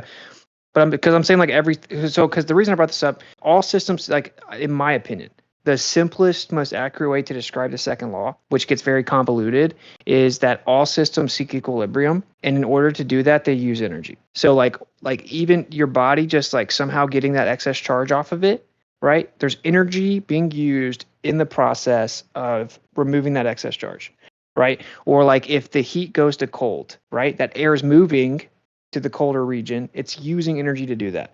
So like since all systems are always seeking equilibrium, they're always using usable energy to do so. And so then the Yeah, usable energy is think about a decreasing. flashlight. Like you put batteries in there, okay, you turn the flashlight on, you use up the batteries and the light, there's no more light. Like now that battery, like the chemical energy in there, like has been depleted. It was converted to photons, but then the photons just dissipated, and now you've lost that energy. Taylor, that's a bit different. Can I How? ask a question? Why are you guys arriving at the notion of like we live within an environment in an entropic state at large? Like it's constantly just we're losing organization of matter. Because if you Both put the a, scientists and a the food Christians color, seem to comply with this. like if you Why put can't it food be coloring in renewing? water, it'll disperse evenly. Well, that's why I kind of Yeah, but took issue with the how did you get the disorder food thing. coloring in the first point? Huh? Okay, we're having two conversations at once here. Look, my main sort of antagonism is at large. Like, I'm just want to curious. I think this is a great conversation to be asked. So, why is there entropy overall in the universe that we sort of the natural environment that we're creating? What I see is actually a constant renewing going on. You guys seem to suggest that like we live in a state of entropy and everything's falling apart, like we're smaller beings than that of the past. There's various other sort of things that are going on here as That far is as just evidence is factual, concerned. bro. You're aging and you're gonna die. No, So no, like but that's my individual, but that's not for the larger system. Like the system at large, like I agree with trees that, get like an really individual. old and eventually die. Yeah, but they produce more seeds to reproduce. I Well, mean, okay, there you go. But the that's the point nature is of that life. yeah, they transfer energy over, but that's kind of the point. Now, there could be an external source of energy being input to the system, but that kind Well, of goes God did back to the set up, point yeah. of like a supernatural external source, right? But like everything we observe, like there's not an example. There's literally not an example someone can say right now where the system's not seeking equilibrium. Like there's not one single and I would say specifically all systems seek System equilibrium itself. through pressure mediation. Pressure is always mediating. And if you go to the smallest scale where it's like they would say all molecular and intermolecular attractive forces are electrostatic in nature. So the fundamental building block of what holds all matter together is electrostatic. If you zoom in on that, what does that mean? Well, it's like this little like vibrational displacement. There is nothing in the material world that's truly at rest. Like you could sit as still as you possibly That's could. not a You could problem for me. Well, this is my point though. Yeah. Like nothing is at rest. True rest would be true equilibrium, right? And so, like in my framework, that would be the ether. Like if you were to attain true rest, like pure inertia, you would actually revert back into the primary substance, the ether. The reason everything exists that does in the physical world is because it's the ether shifted out of its inertial state, right? It's not at perfect rest. And so even whenever you find something that you would say is really, really, really close to equilibrium, or if I sit an inanimate object on the table, it's like, that's not moving right. Well, actually, the core building blocks of it is still vibrating and moving. And so literally everything is constantly seeking equilibrium because in the material world, true perfect equilibrium is not attainable. in at this time. Dang, at the punchline. The last sentence, right? It's like all systems are seeking equilibrium at all times, but in the material world, true perfect equilibrium is not attainable. Quick question. What do you think of the nature of the moon? Are you like kind of I'm jumping right Rick, like yeah, because Rick, like that we're was looking such at the larger system. No, just let me rationalize this for you guys quickly. The sun seems to be emitting power, right? It's but the moon seems to actually be absorbing it. It creates cold light, as far as I've been able to determine so far. So you've got this state of like entropy, this like taking and giving going on within the sky. I just don't understand why this necessarily was sort of like the whole system at large must be through in entropic state. Why does that have to be? Like we're looking at a system that we live within that is both giving and taking at the same time. And That's the state presuming the of sun's gonna run forever. I know it Like a appears that perfect, way. Go yeah, ahead. perfect example would be like a magnetic field, right? Like a magnetic field looks like it's perpetual, right? Like it's just looping in and out, looping in and out. This is kind of the idea you're suggesting at, right? Like the yin yang of the sun and moon, the overall system, right? Say it's a giant torus field, right? It's like this harmonious perpetual balance that's self-sustaining and just looping in and out, looping in and out, right? That's apparently so, true. yeah. But like if we were to create a magnet, for example, like it would eventually over time gradually lose its magnetization. And Why do you the say that? question, well, because that's just what magnets actually do. Not if like if you've got permanent magnet like attached to another like magnet, do they actually lose magnetism over time? I'm not aware of that. Yes. I thought like only if you got one magnet against a ferrous surface, it will lose magnetism over time. But as long as like you've got the northern polar situation aligned, that will almost stay permanently. No, like even what we call permanent magnets, they're not truly permanent. Like they retain their magnetic strength for so many years for intensive purposes, right? If you buy a magnet and you go grab it 3 years later, it'll still be a really strong magnet, like a neodymium or iron boron magnet. But it's not technically permanent. Yeah, they Like it will naturally, yeah, gradually lose. that's true. They do lose magnetic We strength. know that. Yeah. Yeah, over Like, time. but in what conditions do they lose? Like, I'm not saying that permanent like In so-called they call them permanent magnets, but they're not so permanent apparently, They're according not. to what you guys are saying. The question Slow is though, natural under decay. what Misnomer. conditions do they lose that? You can't just say Yeah, like just standard I- conditions, right? Because of like heat and like the like electrostatic charge. Magnetic domains aligned electron spin slowly randomized through thermal agitation, a process called magnetic creep.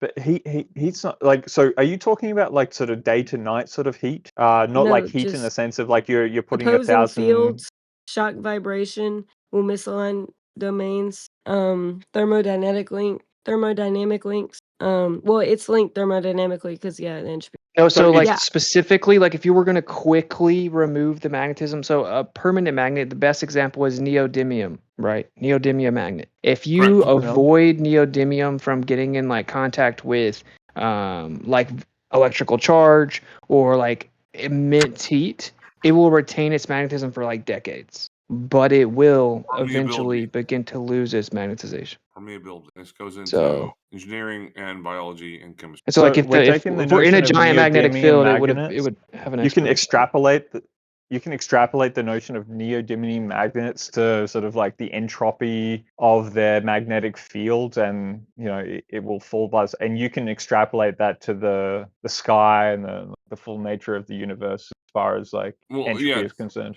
They do, because if you're utilizing a neodymium magnet for a purpose, then over a certain amount of time, it will lose a certain amount of its value. Yeah, and like say that the Earth is basically a neodymium magnet.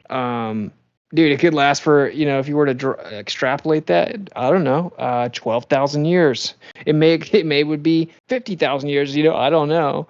It's just the thing is, right, to claim that entropy doesn't increase in a system would require special pleading. It would require invoking like the singular exception to a universally accepted principle. And you know, I don't believe that this place was created like that. Life itself is the antithesis to entropy. It's not, because you're aging though. That's actually true. But you're aging. Yes, I am aging, but I can have children, and apparently, like whatever the little like connections at the end of the DNA signals they're talking about, like renews itself. So I'll acknowledge, like, yeah, my consciousness. So I'm going to pass on.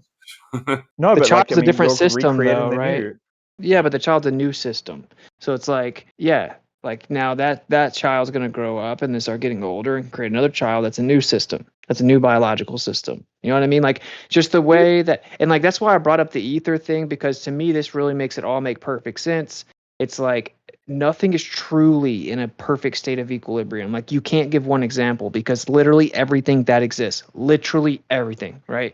It has like the primary building blocks of static electricity. Everything exists, Of the even like sun?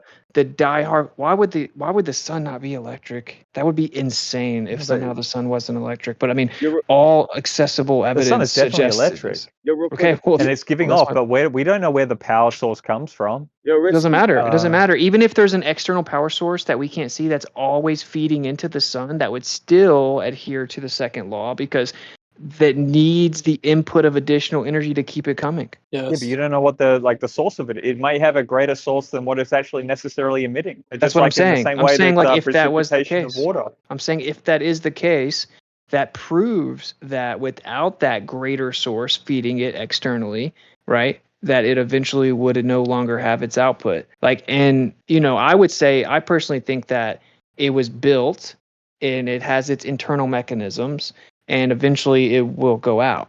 And that's because I have like a worldview bias and it specifically talks about That's that. what I'm But curious about.